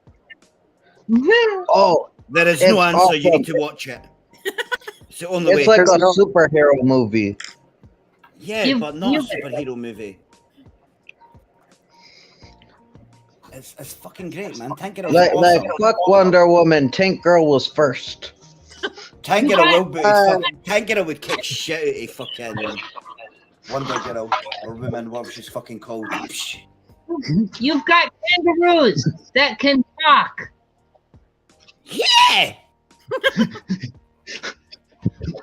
Need me say more.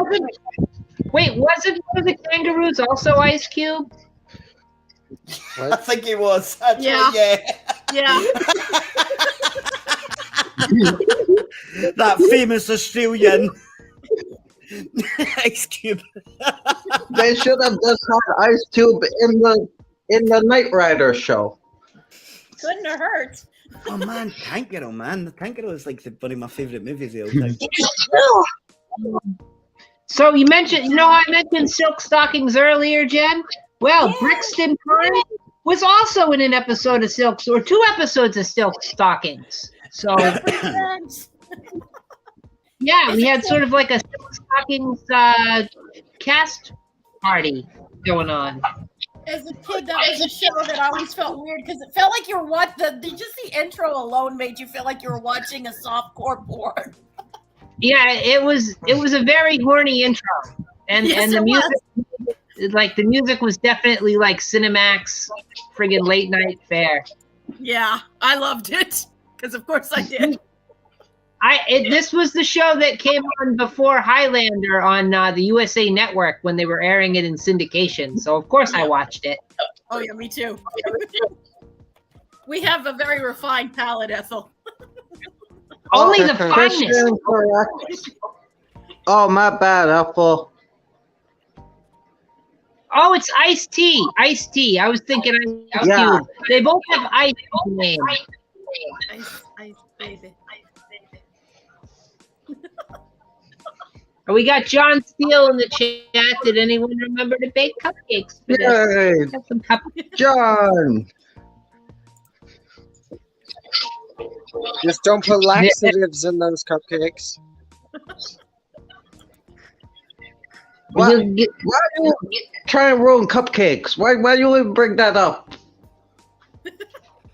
I want cupcakes. I'm fucking starving. I want cupcakes too. Why didn't anyone bring them?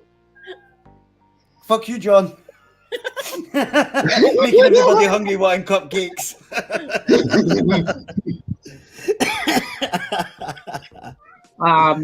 Well, yeah, you had that kind of star power in there. You got Nick Welchler, who plays Kevin Trex Saunders in the show. He was Deputy Ridge in the pilot episode of Terminator: The Sarah Connor Chronicles. He was also Kyle Valente in Roswell, and Brad Fisher in It's Always Sunny in Philadelphia. Oh, And if you're a fan of cop procedurals, he was also in Chicago PD. He was Kenny Brixton in Chicago PD.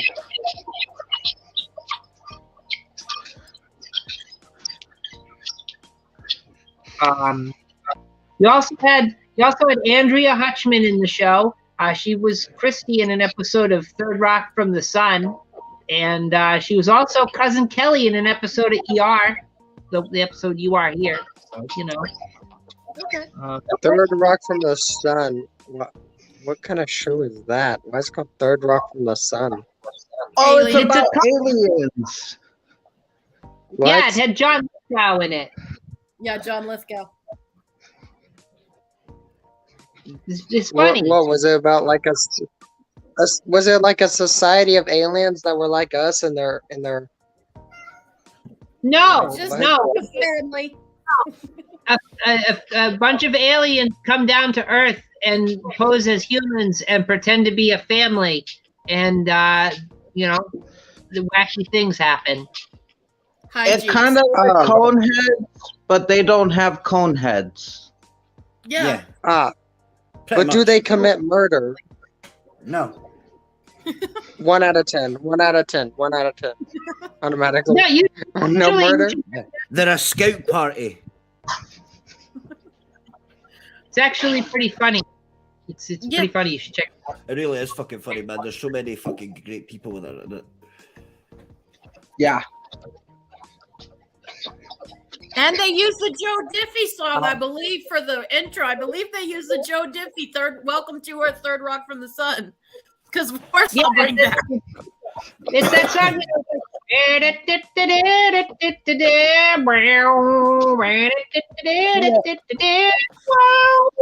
It's got that surf sound.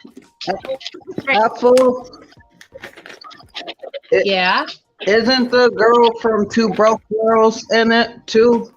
Or is that a different actress? That's a different actress. Like the older woman. Oh, I always confuse those two actresses because they're similar. Isn't Jane Curtis in that as one of the old? Or am I totally wrong? Jane Curtin from Saturday Night Live. Yeah, and she was in the Coneheads. So yeah, the comparison is very apt. I didn't think of it till just now. Obviously.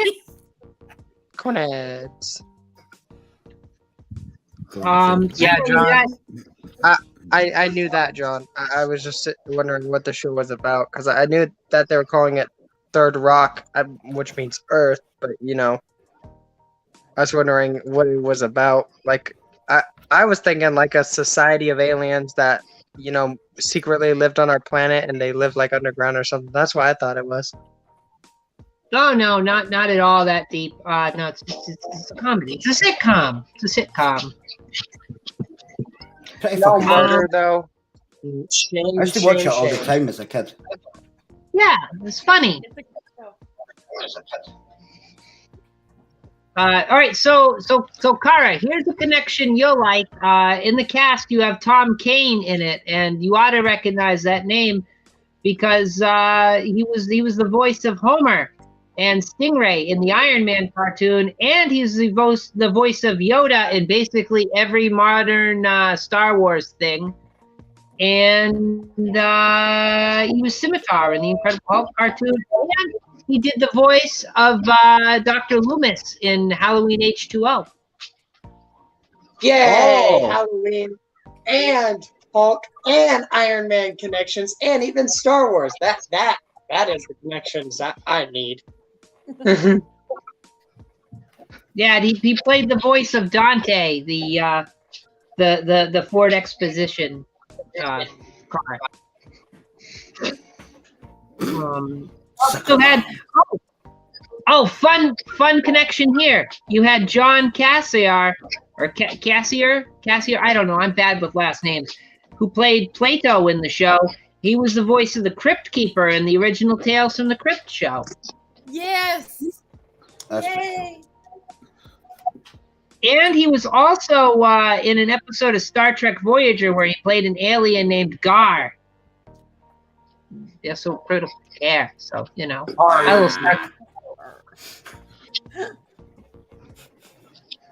Gotta have it.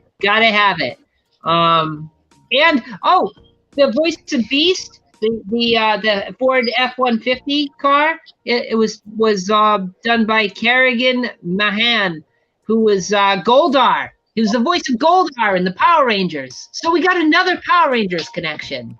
A lot of Power Rangers. They were really sucking fucking Power Rangers cock at this point, eh? Like, Jesus, they were going right in.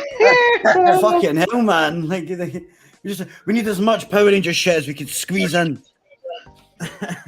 And we had a Marvel connection with John Kasser, who was also the voice of Deadpool and Venom in the Ultimate Alliance video game. Whoa. We had that connection with the other guy who was in the Incredible Hulk and Iron Man cartoons. Well, you had this fella who was Beast. He also was in Batman Beyond. He was main Cobra. Oh, that's kind of cool. And fun Star Trek connection here as well. He was the voice of Lieutenant Strangely and Brother Chubbs in Star Trek 25th Anniversary video game, which I own and I enjoy. So fun connection for me.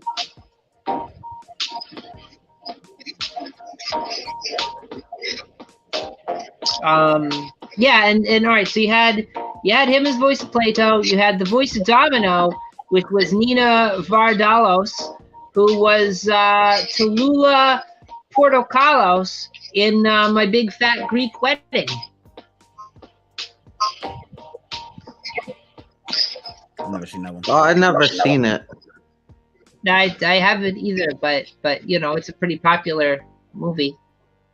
Not The over half us haven't Yeah. seen. Well, all right. In the movie's defense, it doesn't feature giant rubber monsters, serial killer slashers, or goofy transforming robot teens. So That's the problem then. Exactly. That's where they're going wrong with these love stories. they need more That's how we end rubber up with monsters. Twilight. Oh, Brian has seen it. Yeah, Brian for the win. Yay.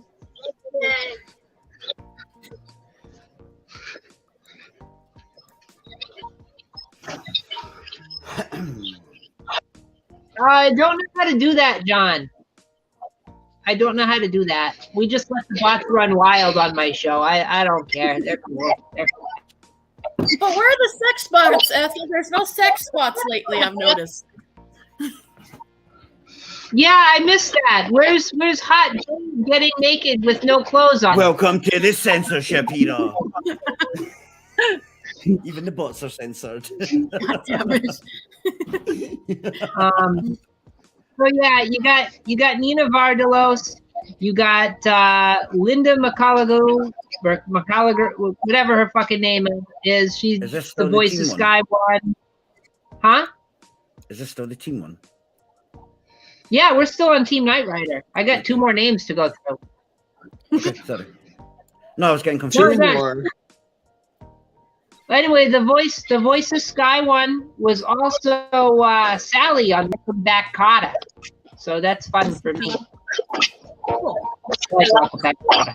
He's also in 3 episodes of Chips, which is another Chips connection. All these connections.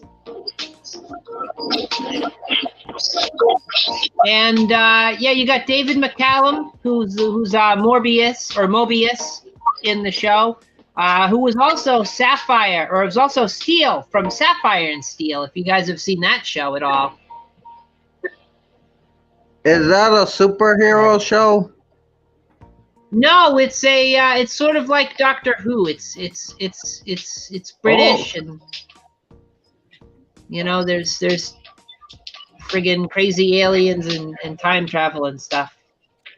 Okay, does the name kind of sound like superhero, like? Well, I get that. I get that. I've never heard it. Yeah, no, it's. I think it's still available for. I think it's available for free on either Tubi or Pluto or Prime, one of them services. He was in 2 episodes of Jag and Jen. We got another connection to Sex and the City. He was Duncan in Sex and the City. Okay. Trying to remember that character, but okay. It was that episode Shortcomings. Oh, okay. Okay. You said that. That clicked it. Yeah, it's what you think it is. That title is what everyone thinks it is. Yeah. Which at some point, Jen, we got to do on your channel. We got to do the Sex in the City stream. They just finished the last episode of that. We are. I'm planning in a couple of weeks. We are definitely doing that. If anyone in the chat besides Ethel would like to join, more than welcome.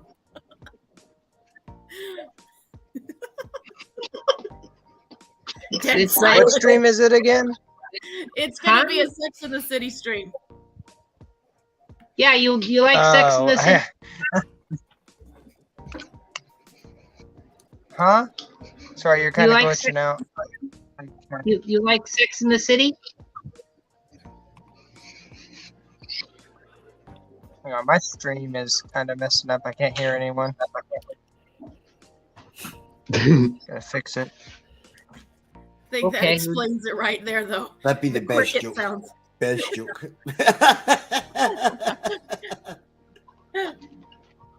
All right, there it goes. My stream is fixed. I can hear you guys now. What stream were you talking about? Sex in the City. I don't wonder because it kind of. Oh, yeah. I don't know anything about that show. I thought about it though. Yeah. I thought it was called Sex in the City, not Sex and the City. And the City. It is. In the City. I mean, they do have sex in the city, but the show is and the city. Learn something new every day. So yeah, that was Team Knight Rider. They tried real hard. Well, maybe not real hard, but they tried kind of hard. They did one episode. They did one season, 22 episode run, standard American season. None of this British stuff. British people. I'm going to give you 8 episodes. Hey. That's plenty. like Sponge, really? Can you deal? Like, what if there was only 8 episodes of Team Knight Rider? How would you have lived? with just 8 episodes. So much fucking happier. Had so much more time to do more activities. I could have been curing world hunger or something, but no, I was watching that shit instead. But the Don't know how far robots had 18 to hours go would have through got me, but you never all know. the robots had to learn not to be sexist, and they couldn't have done that in that amount of time. It only take us. Why did the robots have to be sexist? Why was that a plot point? I don't know. Because it Whose was idea was that to have that? it was the 90s, Kara. It's just it's something that happens in the 90s. It was a different time. It was the best of times and it was the worst of times. Or maybe just it was the worst of times and the worst of times. I don't know. I feel like the 90s were just a come down for It the was the fucking 3 BC decades that came before it. times. Everybody was just all partied out by the time we got to the 90s, and everyone was just like, ugh. And then like you had like the party stuff in that, and it was like all the ecstasy music got nearer to the end of the 90s. Yeah. And it was like we were trying to pick ourselves back up again, and we failed. And by the time the millennials came, like we'd already melted our brain. I've been watching a lot of 90s television shows lately, and like I've been Depressing rewatching as fuck, eh? So It what? was really depressing. 90s music was depressing. The shit fucking shows were depressing.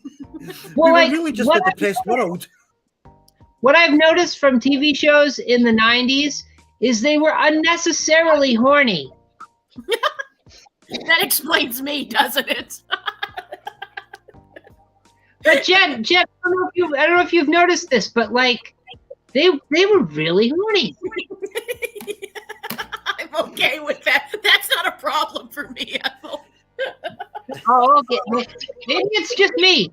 Like I don't know. I've been watching. Oh, gone. We lost Kara. Oh no. She'll be back. I always just see the 90s as depressing as fuck.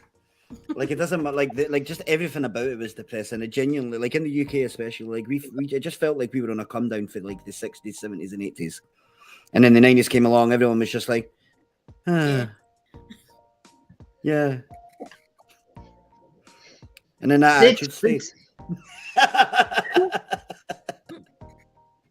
I don't know. It was a weird time to be alive. I never had, but then again, in the 90s and that, I never had as much like American shows and that. Like, even we did have like cable and stuff like that. I was only ever watching like wrestling and shit like that, and maybe Cartoon Network. That was like my whack for American TV for the longest time, until obviously it became more common. Peggy Bundy was always horny.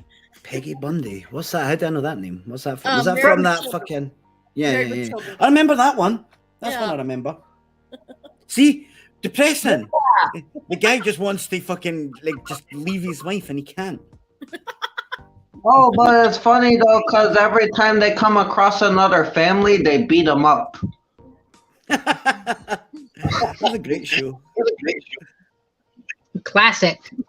I don't know if I can ever shoehorn this. If I can ever shoehorn this show into my format on the channel, but if I can, we'll talk about Married with Children at some point too. I'm sure. There's got to be an episode where they've got abducted by aliens or something. There's an episode with aliens. There you go. Boom. We found an end. You could do like a season, or not a season, but you could do a month of just like regular sitcoms with sci-fi elements, episodes that had sci-fi elements. I loved Harry and the Hendersons. That Oh, was like one of my Oh. favorite shows as a kid. Well, Sorry, getting off topic. So what where series now? are we getting? Oh, sorry. That's what I Alright, was just so we- about to ask. We just finished up Team Knight Rider, which that brings us all the way The to remake. the remake, the reboot, the reimagining. Yeah, I suppose it's more of a reboot because, yeah. Well, it continues it actually isn't a straight reboot because the main character, Mike, As his son, right? he's the son of Michael Knight. Mike Tracer. or something. His name is Tracer. Something Tracer. Trigger, What happened to the daughter? Well, it pretends that Team Knight Rider never happened, and it pretends that Knight Rider 2010 never happened, and it pretends that Knight Rider 2000 never happened, much like all of us did. Smart. It's Now because they're he was a learning. woman. It's because it was a daughter instead of a son, wasn't it? You know what? And I hate they still kept Ford. Fuck you, Ford. Not And the only worst that, thing is, they picked one of my favourite cars, right? Like I don't own that many cars, and I don't like that many cars. But the Shelby GTR, the Shelby GT Mustang one that they based it on, it's not even the fucking car. Not even the car at all. They just pretended it was the car. They got a shitter version and pretended. well, Sponge, they turned it into an F-150. It could transform into an F-150. Isn't that something? Nope. You didn't No. want to see it. You Hard didn't want to pass. see. You didn't want to see Kit turn into a pickup truck. Like that wasn't the thing you wanted from Knight Rider. Yeah, because it was an automatic car, and they just modified it to look like it had a manual gearbox. Why wouldn't they just make an automatic? You try to tell me Kit's not smart enough to change gears? Yes, I think that's what the show was trying to tell us. The car can literally like think for itself, and it can't change its gears. Like, sorry, Michael, you're shite. And this is where instead of trying to become more like Power Rangers, Knight Rider tries to become more like Transformers. Because now Kit can transform into other cars. Kit is more than meets the eye. Yeah. And yeah, It wasn't bad though. It really wasn't that bad a series. I thought it was pretty shit. Like honestly, I mean, some of the actiony bits were okay. Like better than Team Like- Knight Rider. Anything that Team Knight Rider had. I'd rather watch new shit for less episodes than that push. wait, it was, Pick one. Pick one. Team Everyone. Team Knight Rider or the new one. do I have to? Oh, they're both Yeah. so bad. Yeah, no, you genuinely have to pick one because to me they're both fucking terrible. But I'd rather watch a new one. Can't I just watch Manos again? I have to watch. I'm gonna go home and watch Silk Stockings. Bye, guys. All right, so this was Torgo should have been one of the talking cars. That would be great. But he has to have like limping issues. Like the car has to limp somehow. Don't know how Maybe- that would work. It Maybe just it's- always veers to the left like a shopping cart. maybe it's rear-wheel drive, and it just fishtails all the time. But that would be bad for like the female drivers because Torgo always tried to rub them. So I don't know what the car would do, but it wouldn't be good. Oh my god! What the fuck is wrong with the? I mean, it wrong sounds with- like it would fit right in with what they already had. So What is wrong with that show? much. No, Torgo's cool. He's just misunderstood. I don't want a car fucking filling me up or whatever the fuck. The master No, wouldn't no, approve. He just rubbed us faces. I don't know. I guess if it had an Irish accent, I might be okay with it.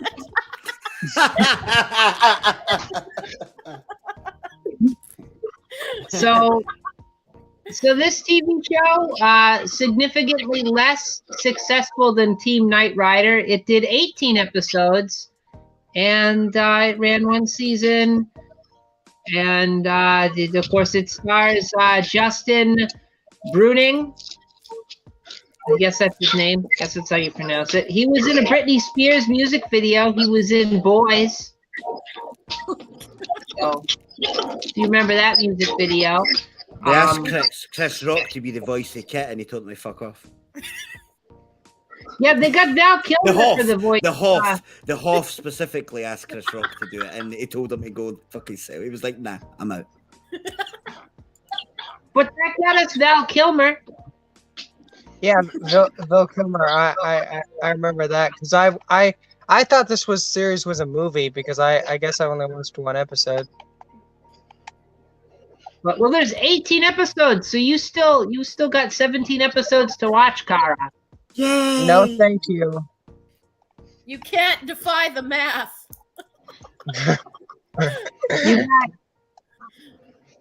Now you got Deanna Russo in this show. She was Eve in Charmed, so it's got that going for it, right?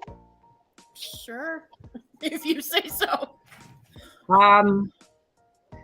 It's got Smith Cho. She was in an episode of House. She was in the episode Histories. She was Julia. Guys, do you notice a trend? The further down the line we go with these spin-offs, the less and less fame the actors and actresses have.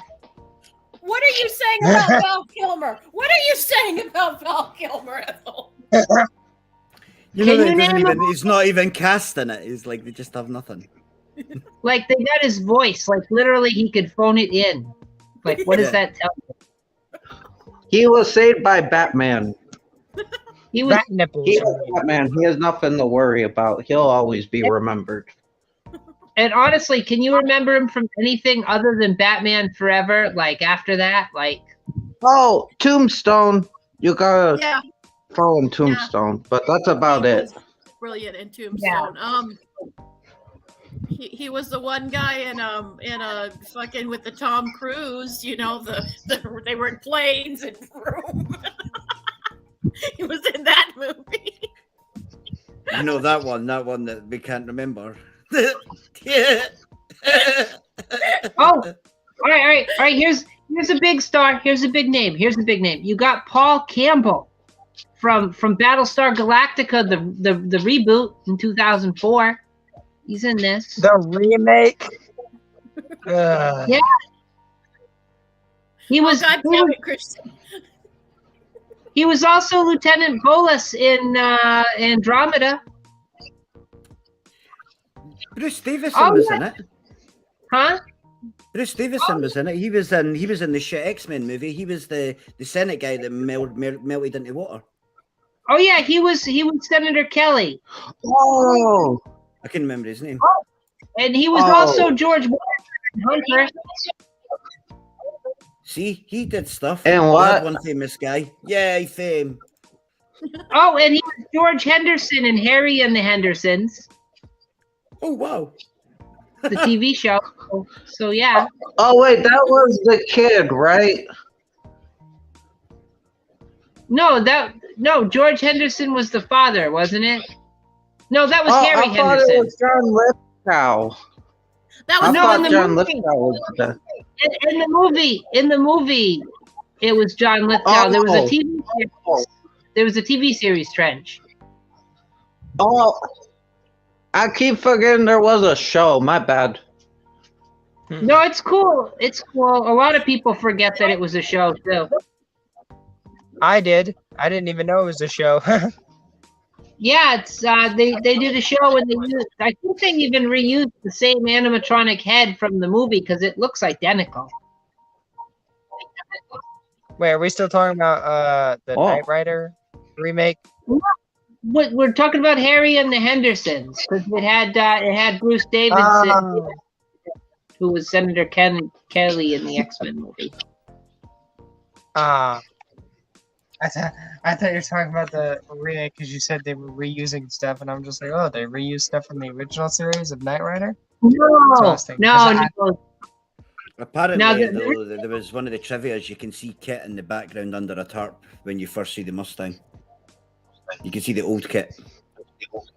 Honestly, wouldn't it have been better if they just got another Trans Am and made it look like Kit and everything, and then just used that in the show? Like, yeah, but then they wouldn't have their deal with Ford. Yeah. Kit doesn't belong under a mat. Taking a line from Indiana Jones, it belongs in a museum. Um, oh yeah, the sequel. The sequel kit is now the Night Industries 3000s, where in the first show he was Night Industries 2000. They use some of the ideas from Team Knight Rider, like he's got weapons and he's got nanotechnology, so that's kind of cool. It's a neat innovation. Let's see what else is cool. Oh, there's an airplane. There's an airplane in the show that's like the launching hangar. That's like in Team Knight Rider, so that's kind of cool. One of the main characters is a child of Michael Knight. That's a cool idea they took from Team Knight Rider. See, the Team Knight Rider had something to give us. What? Yeah, It gave so us much to stuff give in that this, they forgot this about crappy it. remake. Huh?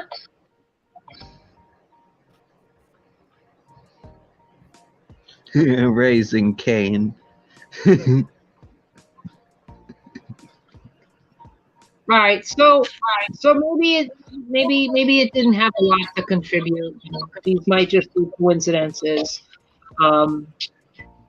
It's fun to mention that Val Kilmer wasn't the first choice to voice the new Kit. Originally, they had Will Arnett as the voice of Kit, and they actually filmed a bunch of stuff with him voicing Kit. And NBC had him fired because they found out that he was the narrator for the GMC truck commercials that were airing at the same time, and that would have been bad for their deal with Ford. We got fired.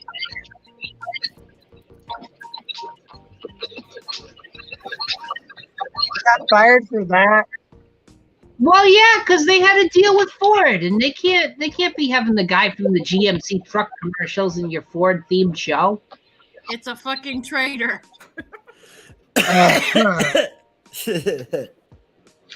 But they still could have. I don't know. They still could have had him. Why do you people hate Val Kilmer? Val Kilmer was a valid choice, damn it. He was from that one movie with Tom Cruise where they flew and, you know, they were like the Edge or something. I don't fucking know. They were the Edge. He shall be Batman and Batman forever.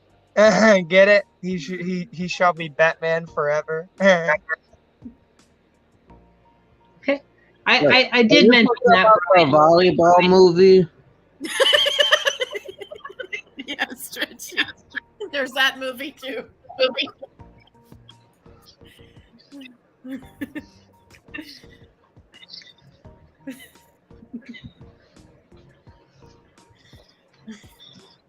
But yeah, it's kind of interesting that we got all these movies and sequels out of this one show that was hugely successful for like 3.5 years, and they couldn't recapture that success. It's like something that was popular in the 80s really can't exist in modern times. It was a thing of its time, I think, a product of the days, if you will. Yeah. Like crimping your hair. Or sideways ponytails. Yeah. Oh God, we're really showing our age, Ethel. Oh gosh.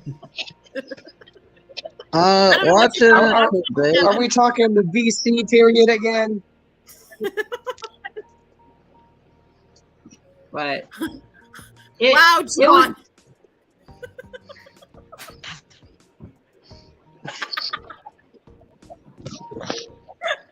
Michael.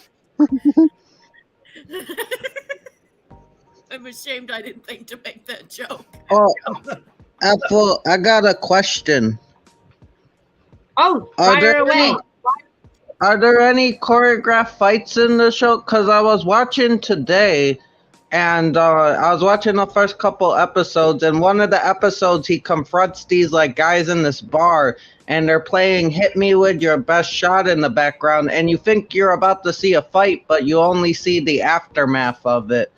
And I was like, it would have been so cool if they had him fighting the bad guys to the hit me to with your best shot. That would have been cool, but I don't know if maybe David Hasselhoff couldn't fight, or I don't know. There are some fights, but they're more like, they're Hollywood punches and Hollywood kicks, so they're not very impressive. I still would have watched it. I think they missed an opportunity not having him fight to that song, because that was actually pretty smart.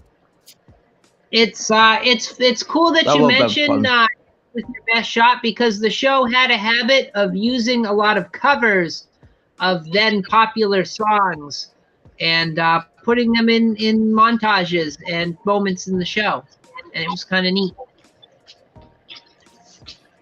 Yeah. And that's something none of the spin-offs ever did, to my knowledge. John straight up called Hasselhoff out and said he can't fight. Well, he gets in fights in Baywatch. Oh, that makes it worse. Why does he get the fight on that show, but not the actual, spy show? Well, no, he fights in the spy show, but like I said, they're Hollywood kicks. They look really fake and telegraphed. And they're Hollywood punches, and they look really fake and telegraphed. Right. Werewolf? I don't know, John. I don't know if I've seen Werewolf. I've seen She-Wolf of London, which that's a show I'm going to talk about at some point in the future, probably around October. I've seen Ilsa She-Wolf of the SS. Wait, Ethel, which had better fights, Baywatch or Knight Rider? Baywatch? Oh no! Yeah, I'm not even gonna lie. I'd completely agree with that. 100%. What is this? What is this? That is Baywatch? sad. That's sad. Wait, have you not seen Baywatch, Kara? No. Oh, it's only one of the most greatest Poor soap child. opera. Oh, it's one of the most greatest soap opera / secret science fiction TV shows ever. that's at the beach. What's it about? Slow motion running. Well, all right, a brief summary of the Well, plot of if it's a- Baywatch. Well, you do it sexier. You do it super sexier. A brief summary of the plot is you've got David Hasselhoff, and he's single father / Baywatch captain Mitch Buchanan, and you've got his Baywatch lifeguards, and they get into adventures on the beach, and they stop diamond smugglers, and You're putting way too much into Baywatch. Baywatch is literally red bathing suits, Pamela Anderson's tits, fucking Hasselhoff's ribcage, and that's about it. Do you at least get some David Hasselhoff eye candy in the show? All the time. Oh, yeah. It's literally the whole show is about David Hasselhoff eye candying it up. And then I need to and find then to this make show it better, they immediately. brought in Pamela Anderson for the guys, and then that was pretty much their whole show for the longest time. It's them slow motion running out the water or in the water. But it's always in slow motion. I'll have to see if they have a compilation of it. Oh, guaranteed was you there will be hours and hours and hours worth. It was super successful, and it had a spin-off where they called it Baywatch Nights, and it had David Hasselhoff, and he became a private investigator, and he investigated werewolves and alien abductions. What? I love Are we kidding? how Brian's like, kidding? Ethel, This is don't a mistake. lie to Kara. Don't lie. Baywatch X-Files. I'm so confused. This is Baywatch X-Files. It's true. It's true. I don't doubt you. It's just Baywatch. I do doubt you. I'm definitely doubting. I'm throwing all the doubt here. I'm Googling this shit. Oh, dude, they should have had a crossover with Knight Rider, where then David Hasselhoff could work you're with not David even fucking Hasselhoff. lying. Are you having a fucking laugh? What? I told That'd be you. great. I know Blood Beach strong. I know Blood Beach very well. I don't know Blood Beach. What is Blood Beach? It's a horror movie from the 80s. This is a real thing that was real.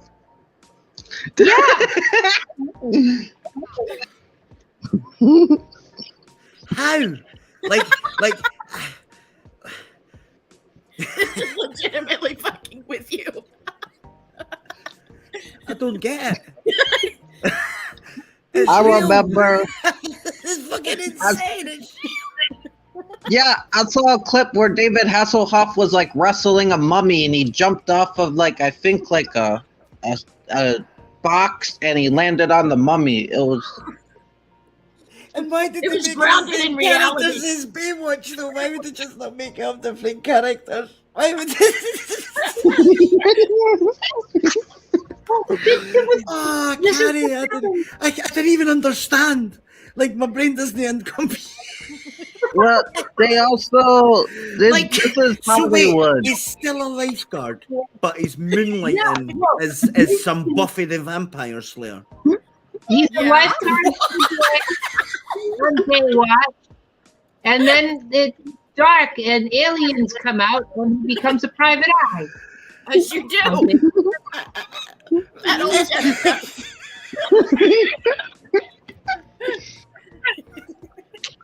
This is a real show. This is actually Look. real.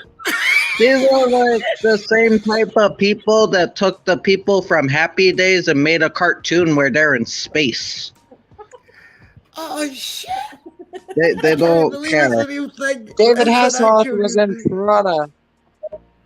He was in Piranha too, right? The second Piranha movie. So was- wait, yeah. they Which try to one was have it he a in? police drama, and then it flopped as a police drama. Then they decided to put in like fucking sci-fi shit in.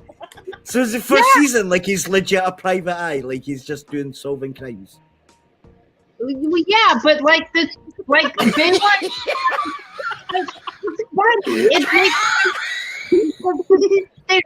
Science fiction and Baywatch are closely intertwined. Like there's an episode of Baywatch where the Santa Ana winds make everybody act all crazy because they're magical. Wait, have any of you seen Piranha 2 with David Hasselhoff? Yeah, he tells the ginger kid to go fuck himself because the ginger kid's a dick. Yeah, and then It's he great. slow motion runs into the water while everyone's dying and getting eaten by piranhas. He's just slowly running. I didn't know what that was from. I just thought that, like, when I watched it, I didn't know it was from Baywatch. But when I saw that scene, I thought it was funny because everyone around him is getting eaten alive and he's just slow motion running.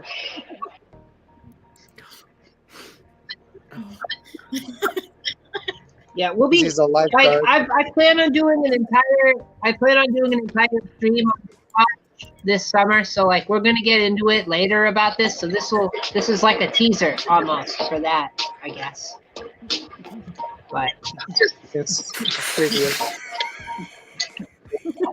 I think you've murdered Smudge, Ethel, with your Baywatch nights. I love the can't fact get that they over try that to pass it off as a police drama and then thought, oh fuck, it's not working, shit, what are we gonna do? Stick mummies in it.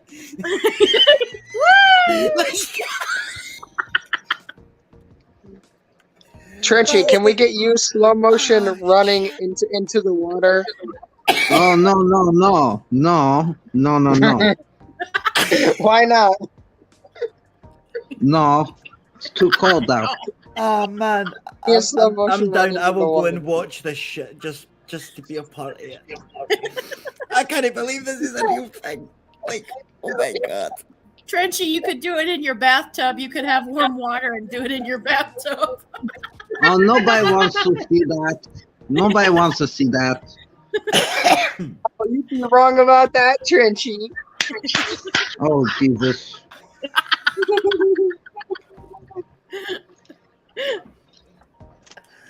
like it'll be great. It'll be. This is terrific. Murdered Smudge, Ethel. I can't believe you haven't heard of it. This is crazy. What was those hair tips? I don't even know if it was a thing. Oh shit! Like that, I can't even believe it's a real thing. Like, oh my god! Like, so was it like so? The first season was genuinely like a police drama. Like it was like a realistic police drama, and then they thought, "Fuck it, we need aliens." Like, Yeah. Oh, basically. That is insane. Well, like you see, episodes was really, and they be as popular if they just became. I can see the bit of the They- madness, you know, but it's like gonna be great. it's Baywatch. It's gonna be What does great. Baywatch It's gonna be great. Oh my This shows god! how this conversation shows how bad. There was an What? episode of Baywatch. I was gonna say there's an episode of Baywatch before Baywatch Nights happened where they were actually waiting for the aliens because they were supposed to come to the beach. I told you. It was a fiction show.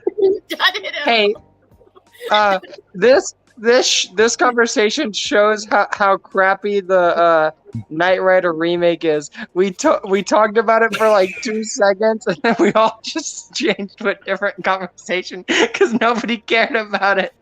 Nobody cared about the Knight David Rider remake. Hasselhoff fighting mummies is way better than Val Kilmer as a talking car. What do you people I'll have forget against that I Val did Kilmer? Well, nothing. Ethan. You know, Trenchy, I'll be your talking car. You be my Knight Rider.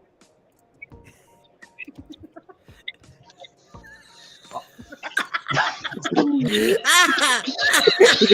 to say to that. Trenchy, I don't know what to say to that.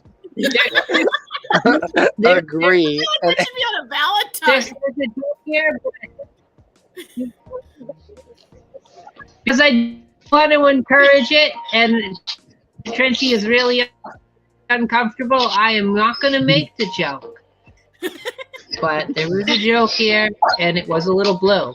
But I'm going to pass it up. Mine was a lot blue.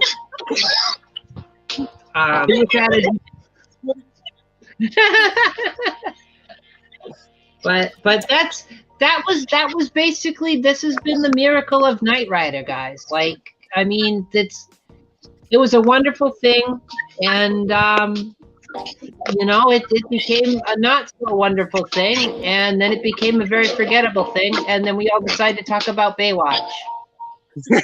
Yeah. Totally now. And may Knight Rider rest in peace.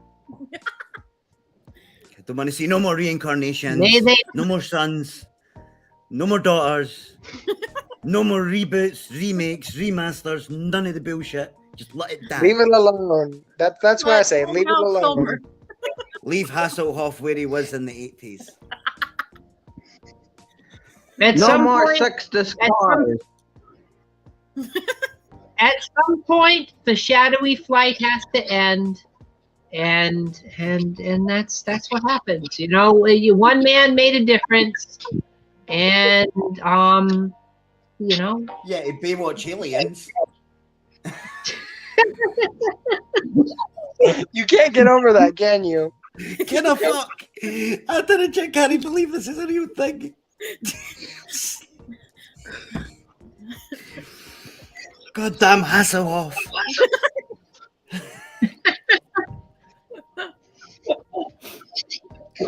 David, I'll do anything for a paycheck, Hasselhoff. I respect that. He has no shame, that man, at all. The Germans love him. True. The Germans do love David Hasselhoff. That means one country's got to. It would be my people. But why? Dear God. But winding down on this topic, Does anybody have any last thoughts on Baywatch? I'm going to go around the room. I'll start with from my right all the way down to On the end Baywatch, of- do you mean Knight Rider? Here, guys, look what you guys have done. You've broken me. You've broken me. I think that sums it up. I think it sums it up. Winding down on the talk of Knight Rider, not Baywatch. Any final thoughts, guys? Jen, final thoughts on Knight Rider? Fucking Val Kilmer was robbed. All you people fucking haters. That's all I gotta say. You fuckers are fucking haters.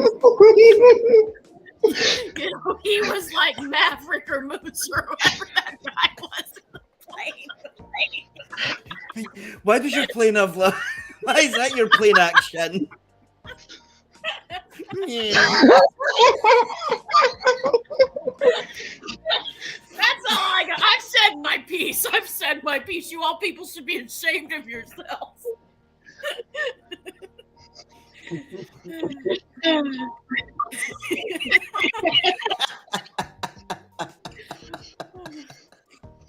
I'll send you the link, John. Don't worry. I'll send it to you as soon as we go off there. I gotta open the other thing, but I'll send you the link. Yeah. So that was Knight Rider, the franchise, the stream, and to wind everything down, I'm gonna let everybody plug their thing, plug their activities. Jen, I'm gonna go right to left, however, or right to right, clockwise motion. Jen, what's coming up next? What's coming up next for the reviews from the grave? Let's see. Sparky and I will be doing a review probably tomorrow or Tuesday, and Marty and I will also be doing. We're gonna try to do either trash fire. We're either gonna do a trash fire cinema, or we're gonna be doing a serious one because Marty will have a day off. So I'm gonna be doing that, and I'll also be on Horror Hangouts on Friday night on Sean Patrick Erskind's channel. So we're gonna be talking about Valentine's and horror and love. The Horror Corner. So there you go. Excellent. Sponge, what's popping? What's the next thing coming down the line? What do you got going? Baywatch I was playing, Pokemon. I've been playing the new Pokemon game over on Twitch. I'm starting to do more Twitchy stuff again. I'm trying to get back into it. I've been kind of doing that. So yeah, that's where you usually find me. Rebooting the Twitch game. Be pretty good. That's my name on Twitch as well.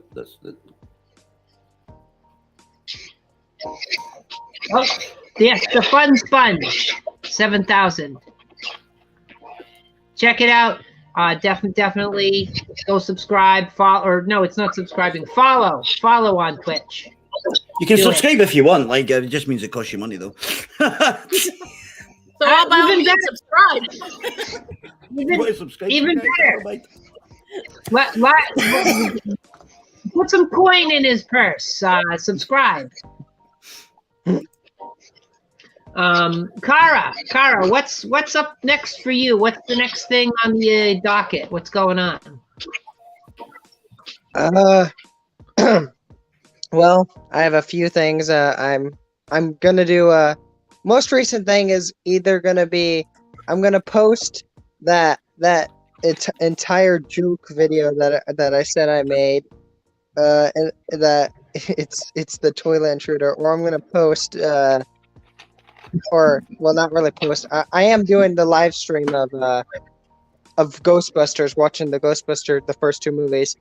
I don't know which one I'm gonna do first, and then just working on Spider-Man episode 1, almost done with that, so that'll be posted. And that's basically what's up for me. Very cool. Oh, excellent. Trench, what's going on next for you, buddy? What's the next thing coming down the line? I have no idea, I mean, I have some ideas, but they're not concrete yet. I don't know. Stuff will happen when it happens, as usual. Very zen. Very zen. Yeah. Everything in its own Chenji time. is like water. All right, and so make sure you subscribe and follow all these wonderful people with me here tonight. I really am fortunate to have all these great friends join me on panel tonight. It's been great. And as for me, guys, what's next for me? Well, it's Sci-Fi Sunday is back in full force. It might be a permanent thing. I don't know. I got to converse with a couple other people, find out what the deal is, but it might be taking over permanently. Don't worry, I'm prepared. Many subjects to come. But if I'm not, I'm more than happy to split it like I have been doing the last year. We'll see what happens. We'll see what shakes out. And next Sunday, we're going to be talking about Airwolf. Ooh. Yeah. Be talking Airwolf because we're continuing the theme of science fiction vehicles this month, and it's going to be Airwolf. And don't forget to join me this Friday. We're going to be watching Assignment Outer Space, and it should be pretty damn good. And I'll be joined by some wonderful people. And yeah. Say what? I was saying I'll be there for that. Yep, Kara will be there, and I'm Trench will be there, and potentially Jen will be there. Yeah, I don't. I might be late because I will be doing horror hangouts on Friday night, but I might be late, but I will try to make it. I promise I will try to make it. I might be dressed up as a Cupid though, so that'll be interesting. Oh, that'll be great. That'll be very fitting. It'll be good. So we've got that to look forward to. And yeah, if you like this video, you like these things that I do, give it a like, leave a comment, let me know. That's how can I get better if you don't tell me. And on that point, if you don't like it, you think it sucks, you want me to stop, give it a thumbs down, leave a comment telling me I suck, tell me it's absolute shit. I can take it. I'll do better next time. I'm sorry. I'll do better next time. I promise. I'll kill myself if you do that. I can't take it. My blood will be on you people's hands. And if you really love it, you really like it, consider subscribing. Hit the bell, hit the subscription button. It's free. It doesn't cost anything. FO's too nice. Just hit the fucking subscribe button. Just be doing a bit of bush. Hit the subscribe button, thumbs up, let's go. All right, so thumbs up, subscribe button. Don't cry, your mother wasn't. Hit that button. I like it, I love it, I want more of it. And if you want to vote for the next movie we're watching on Watch Along after Assignment Outer Space, you can go online onto Twitter and you can follow me, just like it says in the banner, at Twitter or Instagram at _Ethel_Cross_. And you can vote for it, and you can request things too. If it's public domain and you got a movie and it's public domain, request it, and I'd probably do it. Oh, fuck it, I'll try anything once. So yeah, that being said, talk to me. I'll talk to you. I talk to everybody that talks to me. I talk to complete strangers. They love it. It's great. So don't be a stranger. Talk to me. Get to know me.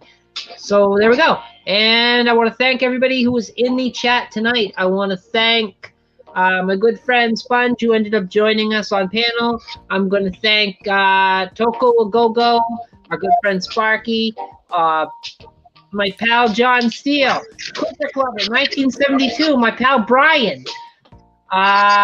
Who else did I have? I had Stanley Stevens. No, that's not his name. I had Scott Stevens. And what a great guy to be in here with us. I had Ben Grimm, the wonderful, infamous Ben Grimm. He's everywhere. Always good to have him. Nowhere. He's everywhere, nowhere. Everywhere and nowhere. He's the geometric nucleus. He's great. Ooh. Yeah. little cave dwellers reference there for you folks. But yeah, thank you all for joining me, and don't forget to tune in next Sunday, and don't forget to tune in this Friday. It should be a lot of fun. Thanks for watching, and subscribe to all these other people. I'll see you later. Bye. Adios. Stay frosty. Y'all come back now, you hear?